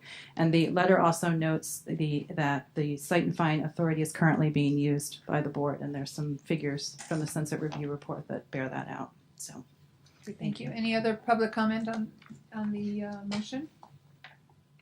Any comments from the board members on the motion? So we'll take a vote on the motion. I do have a comment. Oh. Stacy, can you help me with this? I was the board chair in April 26th, and I think the board had a very good, robust discussion before when we were looking for the triggers, and then it was presented back to the board on what was to be voted on, right? Correct me if I'm wrong, because I think Mr. Santiago was our legal counsel then. Correct. And there was very good discussion on each trigger at that meeting. At the committee meeting? Yes. Mm-hmm. And then it was brought forward to the board and more discussion. And then we had open forum and it was voted on the triggers. Correct. Okay, so we did follow that process. Yes. Okay, just want to make sure, because if we could just see it back then what we were discussing, because we actually discussed each and single one of these triggers. I believe so. With legal present advising. Correct. What would one be versus the other one and the other. Correct. Okay, thank you. So I was under the impression that the conversation, the discussion had already been everyone was in agreement. It is. Correct? Yes, Spencer has some comments regarding You that. are correct. Several years ago, when SB 1441 was enacted and the department was required to establish a substance abuse coordination committee, which was comprised of the EOs of all the health boards, the uniform standards were created, and then they worked in conjunction with the department's legislation division. And that division, for consistency purposes, came up with two different triggers, which the boards were allowed to. It could have been three, Stacey. It was years ago. I'm getting older. 2 or 3. I think it was 3. Yeah. And the health boards discussed each of those triggers, and the board elected to adopt one of them. And I believe that the California Nurses Association based its letter on the fact that they believed that the triggers would apply to citations, which the triggers do not. They don't. Because it's not discipline.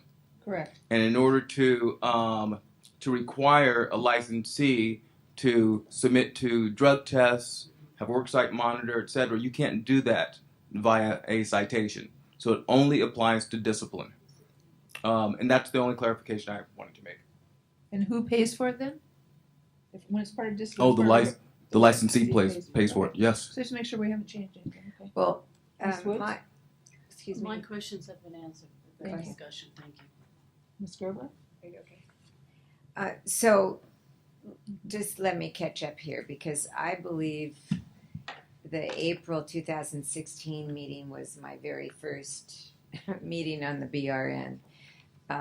So I don't remember the intricacies of this particular issue at that time. And I just want to make sure that the flexibility that we currently have for cite and fine through the executive officer is not impacted by this. Absolutely correct. Because I think that what we've seen as we've reviewed many different kinds of cases is that while, yes, certain cases you could group into the substance abuse category, however, every single individual that we deal with, those cases are all very different. So we have to be able to customize, right? And the board does this when we're in closed session and when we're reviewing a lot of decisions here. We customize the discipline or the action of the board specific to the situation. So I just want to make sure that we're maintaining the same options that we have now. Yes, you are. Let's say, for example, a licensee was charged with a DUI and convicted, and it went. The executive officer had filed an accusation. It went to hearing, and the LJ made a determination that the licensee was a substance abusing licensee. And when the board took a look at it, it didn't agree. So it ordered the transcript, and the board then on its own could make a determination that the licensee is not, in fact, a substance abusing licensee. So therefore, you would retain your discretion. Right. Okay, so this would not mean that by definition, everybody who gets a DUI is presumed to be a substance abuser. You're correct. Okay, with that clarification. The presumption only applies at the hearing stage.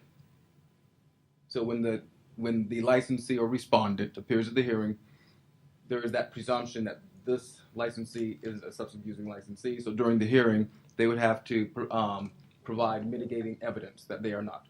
Are you sure that's with option 1 and not option 3 that requires the hearing to be held to determine substance abusing? Absolutely, because a complainant cannot make a determination on his own that the person is a substance abusing licensee. There has to be a decision in which the finding is made. Does that make sense? No, I I'm believe confused option now. 1 also includes prior to hearing if there is an assessment done by a clinician, qualified clinician that determines they are or are not a substance abusing licensee. And then that information would be submitted during hearing. Right. Yes. Okay, correct? You agree? Yes, that's correct.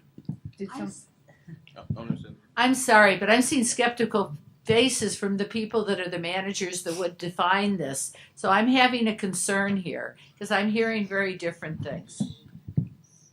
I Okay, think so the let's have the important part is that we So- still have our discretion up front to determine whether or not they go That's the what I- discipline That's correct, route. but if you look at the proposed language, subdivision A, it says, in reaching a decision on a disciplinary action, a decision on disciplinary action cannot be reached without a hearing or a stipulation. Right. Yes. So it's one So or it the has to be other. presented during hearing. Right, one or This the is other. an or. It's either or, correct? That is correct. Correct? Everybody so far on the left So we could still negotiate a stipulation pending a clinical diagnostic Absolutely. evaluation. Yes, you The can. decision goes before the board, and the board is the final say on what the outcome is. That's correct. Okay. Correct. It would be hopeful that the DAG would include in the recommendation letter, if it's step, that based on this, the respondent, it has been determined that respondent is not a substance abusing licensee. Are you having issues with that? I just wanted to follow up real quickly because Very quickly, seriously. Mr. Walker mentioned our letter, and our letter indeed did reflect the understanding, honestly, till about an hour ago, of all of us that the rebuttable presumption would apply to everyone. So now it's been made clear that it does not. It only applies and it only kicks in when discipline kicks in That's as well. correct. So You have to those read the entire section. So the those section will be read as a whole. Okay, so those eligible for cite and fine are not subject to the rebuttable presumption. Correct. That is correct because it's not Okay. discipline. So I just want to state quickly for the record that we appreciate legal counsel's clarification on that issue, and that was made in the record, so we can include it in comments on rulemaking. Thank you. So now can we have a vote? It's okay. Ready. Mr. Jackson, would you like to start? Michael Jackson, yes. Cindy Klein, yes. Laura Dela Cruz Reyes, yes. Donna Gerber, yes. Trandy Phillips, yes. Elizabeth Woods, yes. Imelda Seja Bekowitz, yes. And Barbara Yaroslavsky, yes. Okay, that's done. Now we're going to move on to, anything more to add from this? That's it for 9.5. Anything? Okay, Yeah. thank you. Now turn back over to our president or chair. Okay, so Chairperson Yaroslavsky, thank you, and thank you to all of your staff, and thank you in this last section for your input. The three of you giving additional input so we could get total clarification. Very difficult sometimes. Okay, now I'm turning this over. 10.0 is reported the Nursing Practice Committee to Elizabeth Woods, Chairperson. Good morning, everyone. We're in the afternoon, aren't we? You sure? Stacy, I appreciate you coming today, but Jeanette is not going to be here, so I'm going to be. Yes? Put the mic into the mic. Good afternoon, everybody. Stacy, thank you for coming. And Nursing Practice Committee, I am going to be tabling this meeting. Jeanette is not able to be with us today, and so I will table it. Okay, you don't want me to do the presentation then? No, thank Okay. you very much though for Okay. coming. So as president, I'm going to take the recommendation of my chairperson, and I'm going to be tabling discussion of items number 10.1 and 10.2. Thank you very much. Did you have anything else in your agenda? I don't. Thank you. Well, I thank you, Chairperson, for the report on Nursing Practice Committee. I'm now going to go to item 11.0, which is adjournment. So we will be adjourning as of this time, and thank you all for coming, and have a safe trip home.